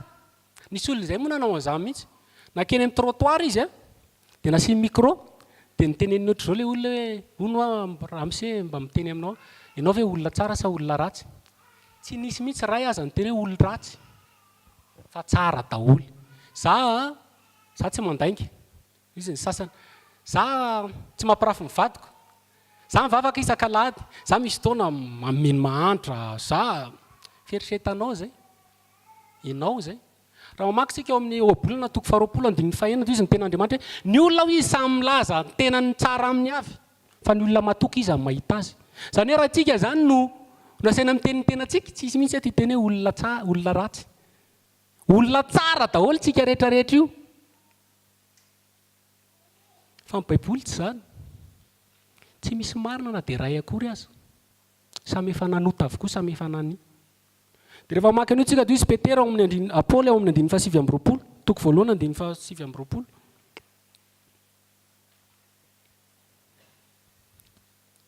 ka dia fen'ny tsy fahamarinana rehetra ny faharatsiana ny fieremana ny lolo-po fen'ny fialonana von'olona fifandirana fitaka otrompo mpanendrikendrika halan'Andriamanitra mpampahoro mpiavonavina mpandokatena mpamoron-tsain-drato tsy manora isy reny tsy manam-pahalalana tsy mitana fanekena tsy manam-pitiavana tsy miantra zay izy ireo jetilisa ireo ny olona nivelana tamin'izany jetilisa olona hafa firenena ankoatra ny Israely dia ny teny Andriamanitra ny jetilisa ny izy zao ny toetrany hitory filazantsara izy amin'io rehefa nitory Jaona dia izy Jaona hoe ny teny izy tamin'ny izy ao izy mibebao izy aoka izy nareo amovogno fibebahana aoka nareo tsy hanao akeriny intsony inona no ataonay izy ny miaramila dia aoka nareo tsy hanao akeriny nisy mpamoro rehetra tonga aoka nareo izy tsy hangalatra hatry mangalatra zany hoe miteny ny zavatra ataony olona ilaina fantatrao ny zavatra ataonao ilaina ampahafantarina anao izany ianao fa raha zany ngamba nitoriana ankehitriny hoe von'olona mangala-batin'olona ngamba ny tsisy tonga ntsony vitatreo ny fidiram-bola isan-kalady fa rehefa miseho amin'Andriamanitra tsika dia izany voalohany indrindra rehefa miseho tamin'ny Adama izy dia izay ny teneniny inona no nataonao tsy niteneny Adama mihitsy izy zavatra hafa inona no nataonao efa ninananao va dikan'izay ay nanota ianao ve priorité zany ao amin'ny tompo nanota ve marina ve anao io fa aza varinany amin'ilay zavatra tadiavintsika teo ilay priorité antsika ilay hoe za zao mitady asa fa tsisy asa mihitsy za zao mila sitranina za zao tsy izany filazana priorité rehefa mino amin'Andriamanitra dia io ary za mitenenareo fa raha vao miseho amin'Andriamanitra zany ny olona anankiray tsy mahajanona eo io amin'ny fahotana satria ny famasen'Andriamanitra io mahery be dia rehefa avy eo nyteneniny koa ny Jiosy zany tamin'izany le mieritreritra ny tenany ho marina le mieritreritra ny tenany ohatra tsika izao zany tsika zao misy taona misy mamilava eo amin'ny anina ohatra dia sa mivavaka za kristiana za endry tsara ohatr'izay ny Jiosy tamin'izany dia ozy ny tompo hoe nareo ny tenenana ratsy ny arin'Andriamanitra any amin'ny jetilisa dia nitenenina daholo nareo miteny aza manao zao nefa ny tenanao manao any ihany koa moa izy tsy fantatrao fa Andriamanitra io ny mahita ny zava-miafiny ary zany mihitsy ny zava-misy zao be tabe ny kristiana itenenana ratsy ny anarin'Andriamanitra mahatonga ny olona tsy mivavaka dia za mitenenareo fa noniky ny ataon'ny kristiana misy mifampitoraka baiboly zany hitako mivaovao taloha hoe mifampitoraka baiboly misy pastera manolana zaza zany ny vohetintsika eo anatrehan'Andriamanitra dia ozy Paoly nareo koa nareo milaza ny tenareo mivavaka io nareo mamonjy isan-kalady io inona ny ataonao any amin'ny miafina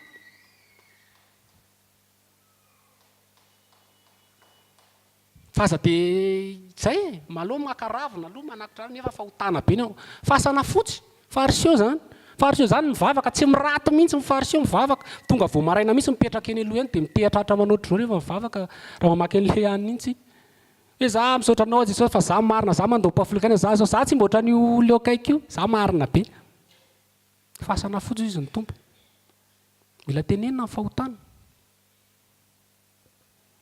raha baiboly dia ny olona rehetra dia mpanota misy olona miteny hoe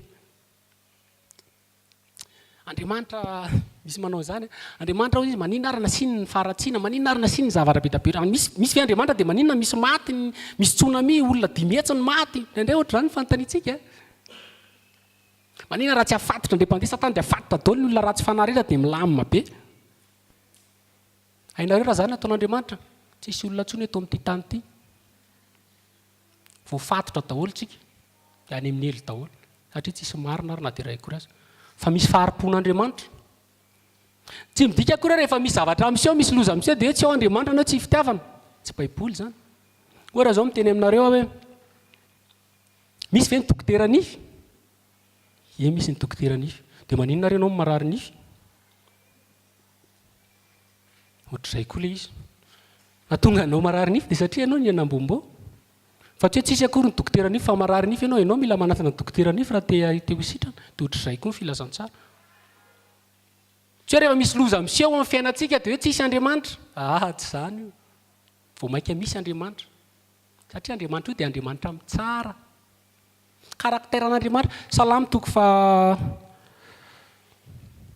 97.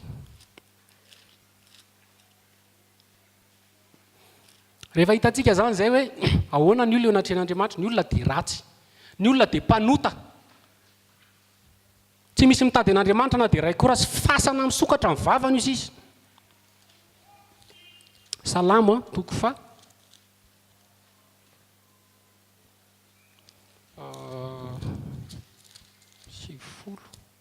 97 7:70. Salamo 7:70. Jehovah ny mpanjaka, aoka ho faly ny tany, aoka ho ravoravo ny nosy maro, raha ao anasy aizy pito ny manodidina azy, fahamarinana sy fitsarana no nanorenana ny seza fiandrianana. Andriamanitra ny resahana eto a. Jehovah izy ny mpanjaka, raha ao anasy aizy pito manodidina azy dia nanorenana ny seza fiandrianana izy izy dia fahamarinana sy fitsarana, tsy misy fitiavana eo a. Zany hoe ny fototra, zay ny fondation, zay ny fanorenana. Ny fondation'Andriamanitra dia fahamarinana sy fitsarana. Be da be ny teny lazainy momba an'izany. Fa ankehitriny misy fivavahana tsy mitora ny fitsaran'Andriamanitra io, tsy mitora ny fahamarinana io, satria ny dikan'izany fahamarinana sy fitsarana zany misy sazy. Raha ny fitsarana tsy misy sazy zany dia tsy fitsarana, tokony hovaina ny anarana. Fa ny fitsarana rehetra eran'izao tontolo izao misy sazy. Ary raha mamaky any amin'ny Daniel tsika dia izao voasoratra any Daniel 7 hoe hitako izy izy nisy mipetraka teo ambony seza fiandrianana, afo mandevona mivoaka avy eo amin'ny seza fiandrianana. Fitsarana izay, afo.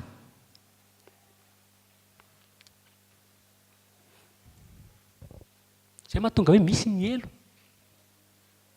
izay tsy tia ny nofontsika eritreretina, izay tsy tiantsika saintsainina akory satria Andriamanitra be fitiavana dia tsy andefana any amin'ny elo. Izay ilay tsony Paoly hoe misaina amin'ny nofo sy rà. Tsy baiboly zany, tsy izay ny baiboly. Ny antony mampisy ny elo dia ny fitsarany sy ny fahamarinana, fa tsy ny fitiavany velively. Diso be zany tsika raha izakandresy lahatra hoe za Andriamanitra, marina Andriamanitra dia nasiany ny elo. Fa raha tsisy elo dia tsisy dikany fahamarinana, tsisy elo ny fitsarana. Misy olona ne eto amin'ity firenena ity zay mifitengy foana hoe afaka izy mandovola izy dia lasa manao zavatra ratsy izy, dia raha tsisy ny fitsaran'Andriamanitra amin'izany dia ny anazy ny nety indrindra. Afaka fotsiny izy madiodio teto tany. Za mitenao fa raha maty dia izy ny ten'Andriamanitra voatendro any olona no fatindrem-pandeha vita zay dia misy fitsarana. Ary tsika rehetra eto amin'ity tany ity ho faty daholo na hoela na hoainga. Raha mbola sy tonga Jesosy dia hisy fitsarana. Mampatahotra be rehefa zay. Fa teneniko antsika maninona no misy famonjena ao antsika. Zay ilay teneniko hoe misy lozany ao hoe be da be ny fitoriana amin'izao tsisy mitory anareo an'izany. Tsy mahay resaka an'izany fitsarana sy fahamarinan'Andriamanitra zany mihitsy. Ary io tena zava-dehibe fa ao amin'ny tempolin'Andriamanitra ny tabirina kely a. Tany an'efitra misy ny kianja, dia misy ny efitra masina, dia misy ny efitra masina indrindra. Dia io kianja io mididy fefy 2 metatra sy 5 ny aviny. Dia ny fondation'le kianja varahana daholo. Dia avy eo rehefa hiditra amin'ny efitra masina ianao a, dia misy andry 5 poto 5 dia varahana koa ny faladiana. Fa ao anatin'ny efitra masina tsisy varahana fa lasa volafotsy. Andriamanitra tsy ampasina manao foana zany. Dia ny altara varahana tsisy volafotsy.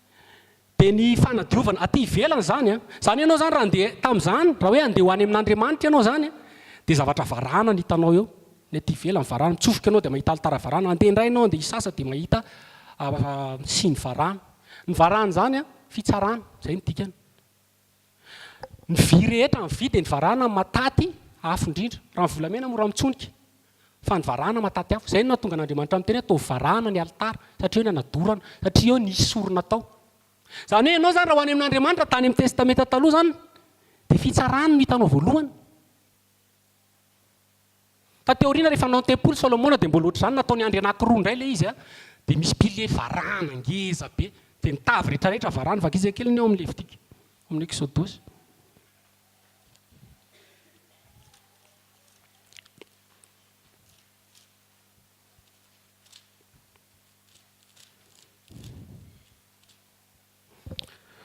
Exodosy toko 7:20. Exodus toko fafito amby roapolo.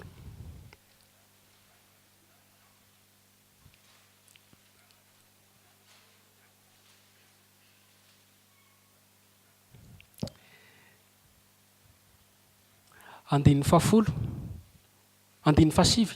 Ary manaova ny kianjan'ny tambirina kely amin'ny lafiny atsimo izy fefy lamba rongony fotsy madinika voasana ao amin'ny kianja. Ataoko io ny alavany ny lafiny iray. Ary roapolo ny tsangatsangana, ary roapolo ny faladian'ny varahana. Ny faladian'le tambirina kely izy varahana. Dia raha maka an'io antsika eo amin'ny andin'ny valo ambin'ny folo dia izao voalaza hoe ny lavan'ny kianja dia ho zato akio, ary ny sakany dia 10 akio, ary ny aviny dia 10 akio. Ary atao rongony fotsy madinika voasina izany, ary ho varahana ny faladiany, ho varahana afo koa ny fiasana rehetra momba ny tabirina kely, ary ny tsy manatra rehetra momba ny azy sy ny tsy manatra ny kianja dia ho varahana. Izany hoe varahana foana ny hita. Andriamanitra izany rehefa mihaona mpanota anankiray dia fitsarana, dikan'izay misy sazy. Jereo fotsiny tamin'ny Adama. Efa niteny izy rehefa manota no faty dia nilatsaka ny fitsarana, nilatsaka ny didy, voaoziny ianao izy. Nanota fitsarana sazy. Rehefa nanota kokaina dia izy voaoziny ianao amin'ny rehetrarehetra eto ambonin'ny tany. Nanota, ny eo n'Andriamanitra tsy niteny mihitsy tiako ianao sazy. Ateoriana moa misy ateoriana resantsika maninona ny tena zava-dehibe Jesosy ny amin'ny fitiavana. Ohatr'izay foana. Misy Jesosy hainareo Jesosy amin'ny Apokalipsy. Voalaza mihitsy fa Jesosy dia ny faladiany dia varahana, ny tongony varahana, dia afo ny masony. Jugement zany. Izay mahatonga rehefa iveriny eto Jesosy tsy moramora ny anjohan'ity fireneny ity, tsy moramora ny anjohan'izao tontolo izao, fa voalaza mihitsy hoe izy dia anososy amin'ny faladiany ny fahatezeran'Andriamanitra, dia misy rao izy ny tanàna rehetrarehetra amin'ny Israely iny. Fakitsy kelany ao amin'ny Apokalipsy. Misy mantsy ny olona mahita an' Jesosy dia reny amin'ny sary reny, miaraka amin'ny maso mangamanga, Jesosy mahafatifaty. Fa tsy izany Jesosy lazaiko anareo. Paul ny tena izao mihitsy hoe hitantsika izy dia izay tena endriny tokoa.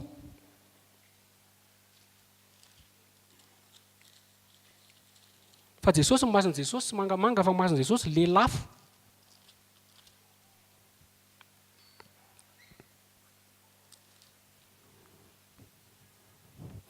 Toko voalohany andin'ny fahatelo ambin'ny folo. Andin'ny faharoa ambin'ny folo, Apokalipsy toko voalohany andin'ny faharoa ambin'ny folo.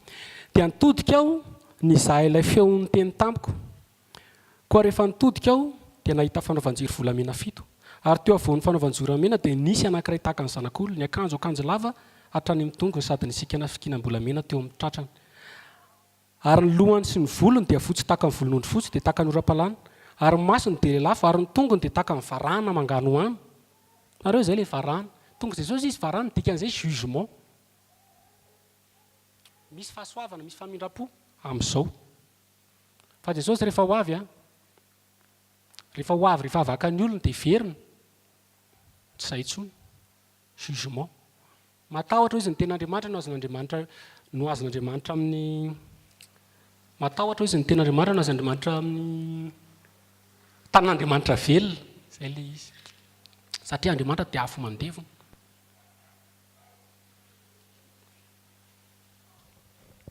Misy taontsika miteny hoe ka Jesosy anie niteny fa toy izao ny tiavan'Andriamanitra n'izao zao nomeny ny zanany toka mba tsy ho veritra. Izay ilay malaza be. Vao kely dia efa nampianarana zaza ilay lahy. Fa tsy izay no tiany Jesosy tenenina amin'iny. Vakiova eo aloha kely eo, verset iray midina miakatra 1 cm tsika. Toy izay tahaka ny nanandratana ny Mosesy ny menarana varahana. Dia tahaka izany koa ny anasandratana zanak'olona, fa toy izao ny tiavan'Andriamanitra n'izao tontolo izao mba tsy ho veritra. Dia raha dinika izy io tantara io dia nanota ny zanak'Israely. Dia avy eo Andriamanitra mitsara azy mandefa menarana. Dia avy eo izy namonjy. Dia izay ny filazantsara. Ohatr'izay mihitsy. Tsy maintsy tenenina ianao aloha hoe diso. Ampahafantarina anao zay rehefa tsy hisy mpitily tsy tenenao an'izay dia ampahafantarina anao zay. Dia avy eo tsoroko aminao fa Andriamanitra io masina. Tsy manao kolokolo izany io.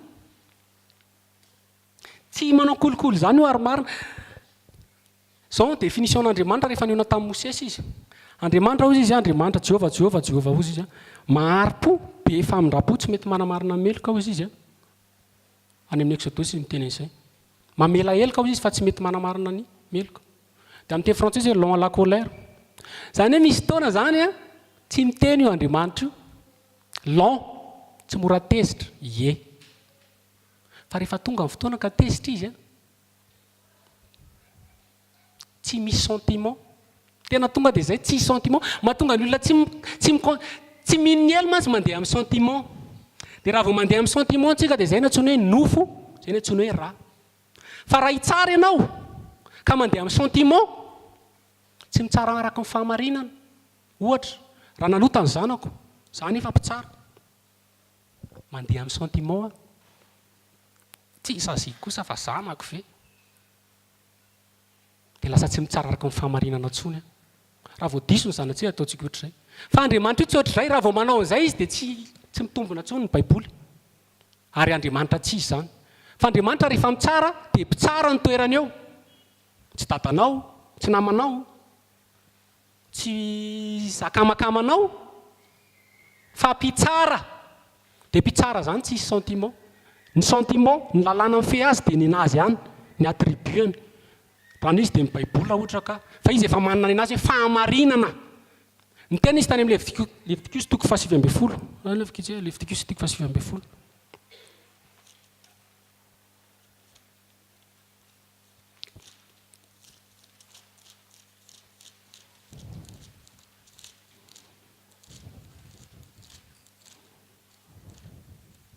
andiny fa 5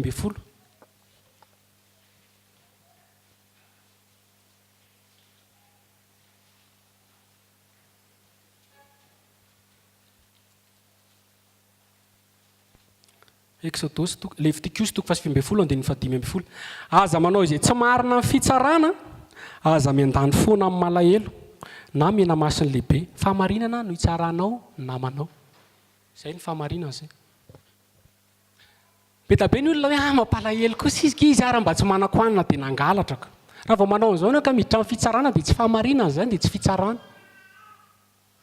miteny mihitsy ny tenin'Andriamanitra hoe tsy avelan'ny olona famaina hozy izy mpangalatra na dia noho ny anohanana azy rehefa mitsara zany io Andriamanitra io dia mitsara dia araka ny marina tsy mena masiny madinika tsy matikina masiny lehibe fa inona ny nataony rehefa namon'olona izy aoka izy ho faty tsy sentiment io rehefa mandingitsika rehefa nisy taona tsy sentiment jerevana hoe Noa nahary-po Andriamanitra 100 taona ohatra antsika izao mbola mahary-po Andriamanitra 100 taona fa rehefa tonga amin'izay ny safidrano tsy nisy mihitsy tao olona velona afa-tsy valy mianaka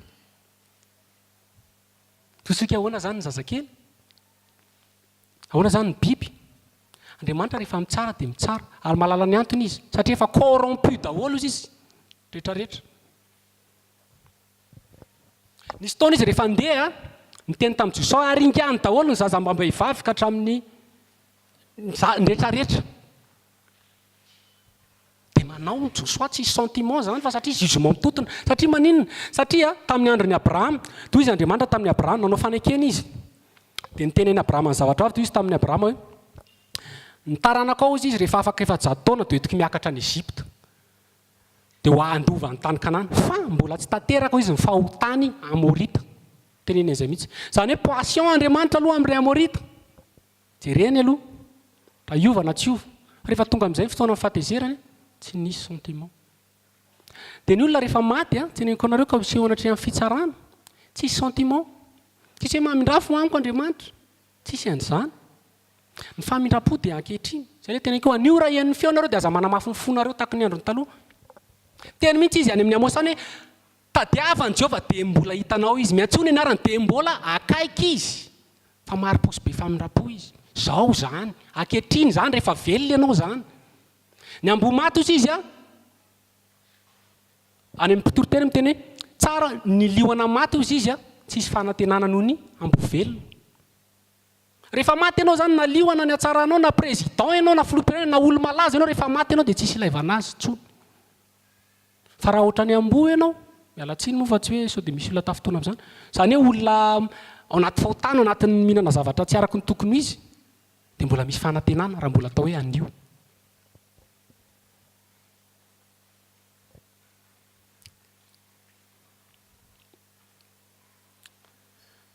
ary ilayntsika fantatra zany ny Andriamanitra any amin'ny tsara dia izao amin'izay ny tena olana n'ity baiboly ity baziny ity ny tenan'izao izy any amin'ny oabolana hoe ny manamarina amin'ny meloka izy izy a sy manamerika amin'ny malina izay samy fahavetavetany ohatran'Andriamanitra. Ahoana zany ny anamarin'Andriamanitra antsika nefa tsika meloka, tsika mpanota, inona ny atao? Dia eo amin'izay ny antsoina hoe filazantsara tena izy, dia ny filazantsara dia Jesosy Kristy tompo ny azo fijaliana. Andriamanitra ao ka taditsika rehefa mamela heloka tsy manao an'izao. Ena avy any ianao ohatra nisy dosianao tonga eo amin'ny fitsarana, matevina be, namon'olona, jangajanga, nanao zavatra tsy mety rehetrarehetra. Dia izy Andriamanitra be fitiavana be ao fa avelako ny fahotanao dia apriny ny dosie. Raha ohatra izany ny atao mpitsara, tsy mpitsara zany, mpitsara tsy araka ny famarinana zany. Oaka ho fantatsika fa fahotantsika io tsy ho voavely eo zany io raha ohatra ka azavaiko. Tsy mamela an'io zany Andriamanitra raha tsy misy zavatra alohanao. Izay ny fitsarana. Raha ohatra ianao ka hoe nanan'olona vola 5 alina, nanano vola 100 tapitrisa, misy nitorany amin'ny fitsarana, ny mpitsara marina dia izao, aloavinao volanao. Dia avy eo anao vao avelako. Fa raha tsy manan-kaloha ianao dia ary. Izay ny atao mpitsara. Eo anatrehan'Andriamanitra tsika nefa izy Jesosy atsika dia manana trosa lehibe dia talenta 100 alina. Hainareo talenta 100 alina zany ny talenta 50 kilao eo amin'ny 500 tonnes eo zany, volamena 500 tonnes. Zany ianao zany tsy hanana moyen mihitsy handoavana eo amin'Andriamanitra. Ianao mety hiteny zany tsy nanota be, zany tsy mijangajanga. Ianao zay fomba fijerinao anao zay fa fomba fijerin'Andriamanitra anao ahoana? Ny fahotanan'Andriamanitra ne avy raha mamaky ny Genesis 1 tsika dia hoe ny saina noho izy dia ratsy foana mandritry ny andro. Izy tsy miteny hoe nataony ny saina. Zany hoe na dia mieritreritra zavatra ratsy fotsiny ianao zany dia fa diso anatrehan'Andriamanitra. Ianao rehefa miteny hoe tsy mijangajanga dia jerevana nataon'i Jesosy hoe inona ny antsoina hoe mijangajanga aminy. Raha ohatra izy ka misy lehilahy ka mijery vehivavy ka mila azy dia efa mijangajanga azy taiza tao am-pony. Mbola tsy zavatra niseho zany fa atao am-pody efa mijanga. Ankehitriny be dabe ny lehilahy mijangajanga. Be dabe koa ny vehivavy mba mijangajanga lehilahy. Amin'ny paozy, amin'ny fitafy dia samy tsisy afaka nareo roa. Amin'ny lalàna Levitikos dia zany, izay tratra mijangajanga izy atao maty izy roa. Raha mamaky Levitikos nareo, na ny vehivavy nampijangajanga na ny lehilahy, mitovy zany. Donc zany sady misy vehivavy mampijangajanga, misy lehilahy koa mijangajanga nefa tsy fantana. Tandremo ny fitafy. Ankehitriny tsika tia an'ilay zavatra miseho. Amin'izao zany vehivavy mila atao mahia kely dia ny lehilahy mila atao bokona be. Zay ilay apparence zay. Teraka filana io. No ary ohatra izay miteny hoe foky lahy hozy izy dia mendrika antsoina any amin'ny elo. Sady miteny ohatra izao fotsiny ianao, za efa nanao an'izany tsika rehetra satria tsisy marina tandraiko azy. Tena dala mihitsy ny olona iny. Amin'Andriamanitra zany tonga dia efa mendrika any metina amin'ny fitsarana dia any amin'ny elo. Raha misy izy izao namakala ny rahalahy dia efa namono azy sahady. Na hoe mbola tsy nakala olona? Za efa nakala olona. Eo anaty amin'ny fitsaran'Andriamanitra zany tsika raha atao ny lista tsisy hafa miala io. Zay ny standard antsoin'Andriamanitra hoe fahotana. Tsy voatery resaka zavatra atao io fa vao ny sainao fotsiny dia efa tratra ianao. Dia inona amin'izay nataon'Andriamanitra? Dia misy lalàna ao amin'ny Levitikos ao.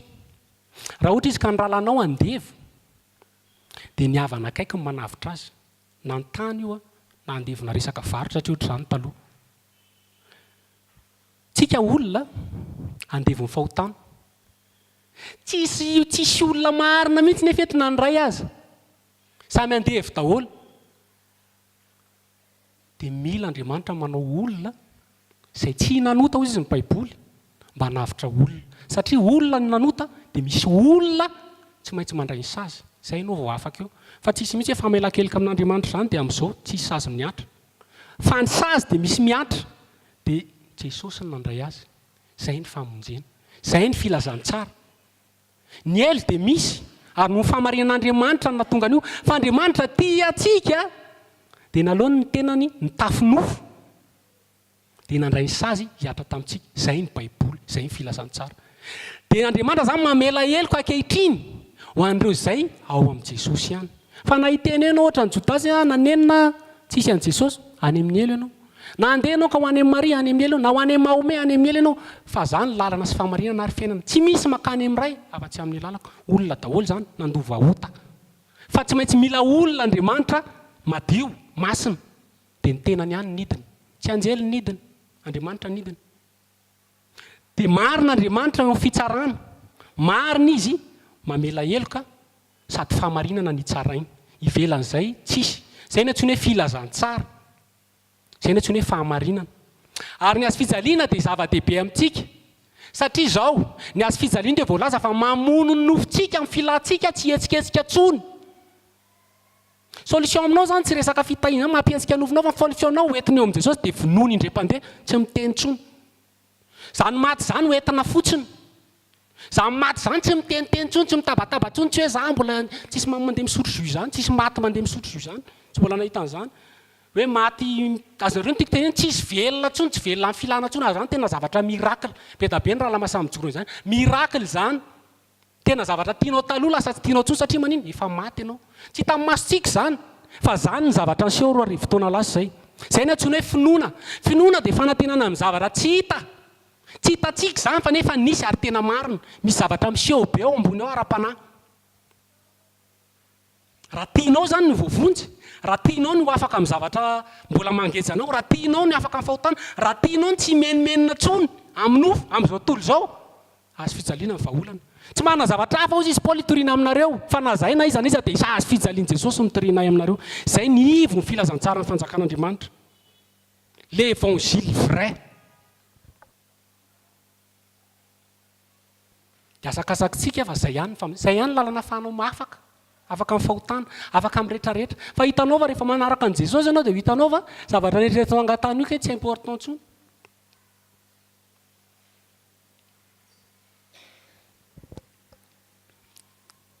Dia manasa antsika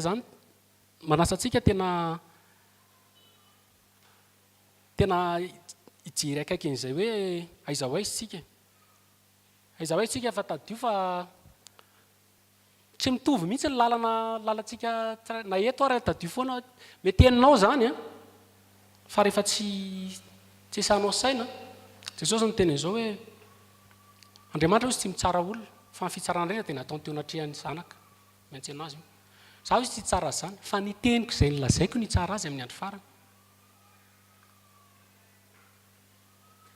Dia rehefa mitsara dia rehefa niteneniko anareo teo tsisy sentiment zany ao, tsisy sentiment mihitsy. Ankehitriny ny sentiment anio raha iain'ny foanareo izy aza manamafy ny fonareo tahaka ny tamin'ny androny taloha. Ilaina koa na dia efa amin'ny tompo antsika ilaina ilay mila maty amin'ny nofo. Io zava-dehibe io, maty amin'ny nofo. Dia izay dia voninahitra ho an'i Jesosy rehetra. Misaotra ny tompontsika ny amin'izany teny izany. Ao tsara ve tsika? Rehefa nitory Jesosy dia betsaka ny tafitohana. Jaona toko fahenina. Dia tamin'izany fotoana izany ozy izy dia be da be mpianatra niembotra. Dia rehefa niembotra izy dia ozy Jesosy hoe iza koa mbola te hiembotra. Fa Jesosy tsy nanampitampo mihitsy hoe miverena fa alao amboarina ilay fitoriana. Zany hoe le fiteny dia asoa havonjy atsika. Dia hoy voalaza any amin'ny epistily any hoe raiso amin'ny fahalemem-panahy. Le teny fa mavonjy ny fanahintsika izany. Halleloia. Zavatra roa ny tiako resahana dia mamara antsika. Misaotra misy any amin'ilay teny teo dia misaotra ny tompony amin'ny teny izay nomeny. Fa aza vela andalo aminao fotsiny le teny. Fa mila fanapahan-kevitra entitra raha toka tsy mbola mifanojo amin'izay tenin'Andriamanitra izay ny zavatra iainanao sy zavatra enonao. Jesosy mahalala antsika tsirairay avy. Jesosy mahita antsika. Aiza ny misy anao, aiza no alehanao, inona ny fataonao. Fa raha le fitoriana rehetrarehetra nambara taminao teo dia hoy ny tompo hoe raha piloty androtsirosy ianao dia mila atao amin'izay piloty mandrotsirotsy fotsiny. Tsy hiteny aminao hoe anaty isy bomba ipoka eo rehefa avy eo. Tsy hiteny aminao hoe hienjery ty roplan ity fa piloty mbola manao atsikana, piloty mbola mitantara blagy, piloty mbola mampanao récréation. inona no mbola hijanonanao ao mandosira ten'andriamanitra omeko antsika dia eo amin'ny korintianina tsy elatsontsika fa mila fanapahan-kevitra rehefa maheno an'ilay ten'andriamanitra fa tsy avelantsika mandeha fotsiny korintianina faharoa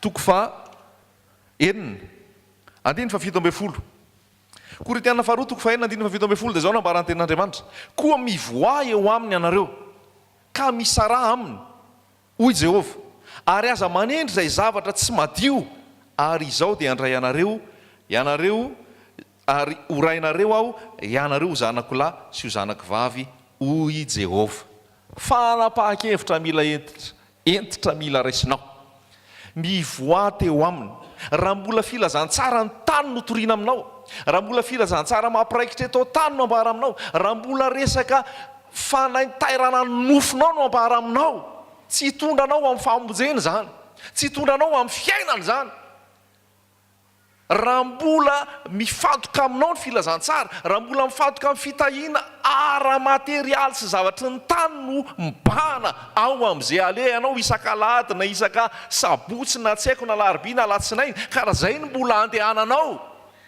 dia hoy ny tenin'andriamanitra hoe iombonota ao ianao aleo tsy mandeha toy izay makany amin'izay mitondra makany amin'ny fahaverezany halleloia mivoa teo aminy misara ary aza manendry izay zavatra tsy madio mivoa misara aza manendry izay zavatra tsy madio izao andray izao rainareo ianareo zanako lahy sy zanako vavy teo ho zanak'andriamanitra ianao teo ho zanaka vavy sy zanaka lahy n'andriamanitra ianao aza amiray tsy kombakomba amin'ny fahotana aza amiray fahotana amin'izay efa filazantsara tsy izy hoy zay nalomba ho ato ihany fa tsy hitako izay ale mijanona ao an-trano halleloia toy izay hiaraka iombonota ao amin'izay filazantsara ambotsy mivovo zay le voalaza teo ambotsy mivovo tsy miteny ny fibebahana tsy miteny ny fialana fahotana tsy miteny ny resaka fahamasinana fa mandrotsorotsy sy manampitamby hitondranao any fahaverezana zany apokalipsy toko fahavalo amby folo apokalipsy toko fahavalo amby folo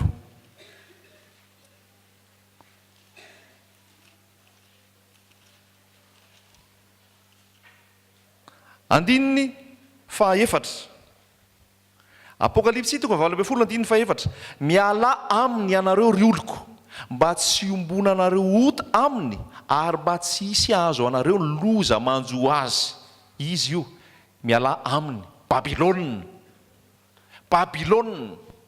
ny fombafomba mpivavahana ny fivavahana foronon'olona izay olona ny lohany ny olona no mibaiko ny olona no mitatana miala aminy ianareo apetraka amintsika tsirairay avy zany mila fanapahan-kevitra entitra dia hoy izy hoe miala aminy ianareo ry oloko mba tsy ombonanareo ota aminy ary mba tsy hisy azo anareo ny loza manjo azy mahatonga ny lota voavonjy dia inona na voavonjy azy inona na tonga azy tsy ho azo ny loza miala tao izy fa raha nyjanona tao lota dia inona nanjo azy potika resy tao izy fa tsy hoe aloha za hijanona teo any fa Andriamanitra miaro ahy tsia misy fotoana ianao mila mivoaka misy fotoana ianao mila miala tao babilôna miala tao fombafomba mpivavahana miala ao amin'ny filazantsara an-tany izay mandrotsorotsy ianao sy tsy mampibebaka anao tsy mitory fahamasinana mila miala ianao zay le voalaza teo miala teo aminy ianareo ry oloko misara aminy ary mba tsy iray loza aminy tena apetrako amintsika tsirairay avy zany Jesosy Kristy ilay samby fiara tsy tena hoe miala aminy tsy mitena hoe mivoata ao aminy dia avia ty amiko tsy aka ty amiko makanesa ty amiko ianareo rehetra miasa fatratra sy mavesatretana hoy Jesosy ao amin'ny Jesosy ny tiana andehananao ao amin'ny Jesosy ny tiana andehananao fotoana zao efenanao amin'ny Jesosy ny fiangonana tena fiangonana Jesosy dia miafina tsy hitanao miariary tsy hitanao eny fa olona tsy hitanao fa ao an-trano olona mitoetra tsara ao amin'ny tenin'Andriamanitra fa tsy ao anatin'ny fifangaroarona le voalaza teo tsy ao anatin'ny mélange hoy ianao za ato ihany fa za miaraka amin'ny tompo tsia sao dia miombonota aminy ianao sao dia miray tsykombakomba aminy ianao fa mivoaty eo aminy ozy izy mazava aminao ve zany tena anao ny safidy fa raha te homba an'andriamanitra ianao raha te atsapa ny tanan'andriamanitra ianao raha te atsapa ny fikasihan' jesosy sy ny fanatrehan' jesosy isan'andro san'andro ianao dia ankatoavy ny teniny mivoaty eo aminy miala teo aminy aza manendry zavatra tsy ankasitrahan'andriamanitra halleloia tahaka izay ny natonga ny Daniel sy ny namany tsy nety araka hinana sakafony mpanjaka tsy nety araka hinana sakafo matavy sy ny divay tao fozy io zay tsy hinana an'io fa sakafo maloto io sakafo maloto io ary sakafo nentina tamin'ny sampy fa alaony anay legioma ihany zavatra ara-panahy tia napetraka aminao dia zao peta be ny sakafo maloto menanao any amin'ny toeram-pivavahana any amin'ny toerana izay andehananao ary dia mbola mihinana ianao fa hoy Daniel tsy hinana an'io intsony omeo tapa-bolana ho Daniel fa ny ao aloha legioma ihany natahotra ny mpiadidy hoe mahazo lozy zay raha toa ka me mahinareo mahazo lozy zay raha toa ka me faharofonareo ka tsy hinana n'ity sakafo mpanjaka ity ozy Daniel tsy aza matahotra ianao fa alao ho avy ny tapa-bolana fa alao hita eo zay tena bogosy halleloia alao hita eo zay tena bogosy tsy ninana sakafo mpanjaka Daniel tsy ninana ny divay ampanjaka Daniel fa nalony nanamasina ny tenany dia ninana ny sakafo legioma tsy nentina tamin'ny sampy sy ny fanompo-tsampy iza no botrabotra sy mendrika tsara tare avy eo iza halleloia inona ny zava-panahy tia nambaranao amin'izany aza miaroaro amin'ny fahotana aza misakafo maloto zay entin'ny mpaminany sandoka sy mpampianatra sandoka ho anao fa vao maika izany mampahy mamparary mahafaty ianao fa minana le sakafo madio le rano madio le tenin'andriamanitra madio tsy miaroaro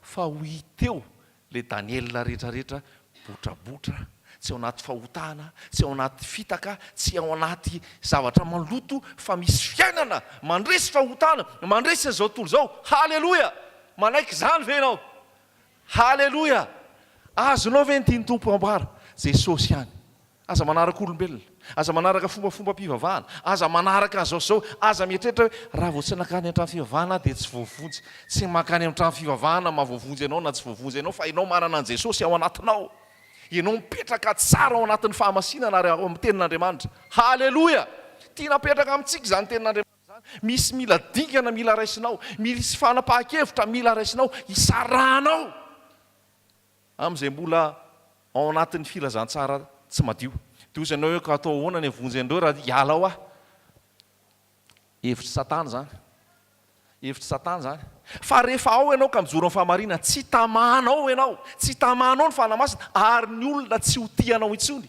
satria misy heriny fanao anatinao ndroahana nge Jesosy tao sinagoga tsy fantatrao ve zany ndroahana Jesosy tao tempoly satria nitory ny fahamarinana nitory ny fibebahana nitory ny fahamarinana zay nanafotohana ny fariseo sy ny sadiseo sy ny mpanoradalàna sy ny jiosy nyroahana avy hatrany Jesosy ary dia any anevitra Jesosy no mitory any anevitra ry Jaona mpanao batisa no mitory mivoata ao Babilôna halleloia apetraka amintsika tsirairay avy zany teny zany aiza ho aiza ny misy ianao fa misy efa tenin'Andriamanitra hoe mivoaka tao Sodoma sy Gomora misy efa tenin'Andriamanitra hoe midira ao anatin'ny samby fiara mbola mijanona ihany tsy miditra anaty samby fiara mbola mijanona ihany ao anaty Sodoma sy Gomora tsy misy ny fomba nontanan'Andriamanitra aminao intsony avy eo fahatelo farany dia zao ny olona ny ilainy Jesosy hanovany ity tany ity dia olona 20 fotsiny olona 20 fotsiny olona 20 ny ilainy nandatsahan'ny fanamasina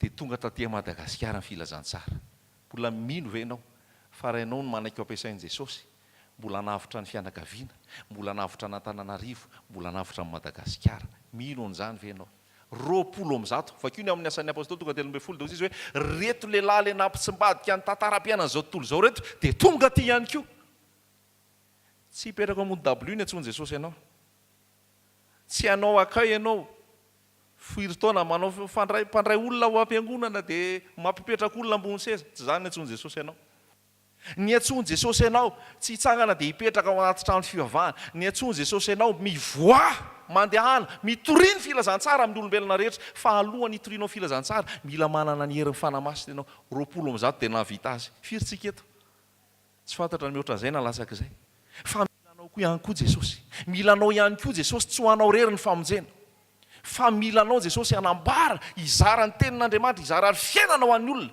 fa be da be no mahazo sakafo maloto be da be ny voageza ao anaty vata fahamarana be da be ny mbola voafatotra ao anaty filazantsara tsy izy ianao androany mandray ny filazantsara izy ianao androany mandray ny filazantsara tena izy manafaka anao zany ary tsy ampanginanao intsony zany tononoko amin'ny anaran'i jesosy halleloia fa hanambaran'i jesosy ianao hitory ny filazantsara tena izy ianao ka na ho enjehany ianao tsy ampatahotra anao zany na ho ankahalaina ianao tsy ampahoanao zany na ratsian'ny olona ianao tsy ahoanao zany na ho tenenana ratsy ianao tsy ahoanao zany fa efa tianao jesosy ary tsapanao ny fitiavan'i jesosy halleloia voalaza teo ny filazantsara teo a mampatahotra le izy teo hoe toatra ny enjana be le miaraka amin'i jesosy efapolo taona ny efitra foana toatra ny enjana be le miaraka amin'i jesosy fa tena hoe ohatrany hoe ho faty mihitsy fa zao no lazaiko anao any an-danitra ny valiny zay koa ny afarany fa raha ho faty hatramin'ny farany io a dia ratsy be fa ny dikan'izay hoe kantsanana satria ilaina madio rehefa tonga ao an-danitra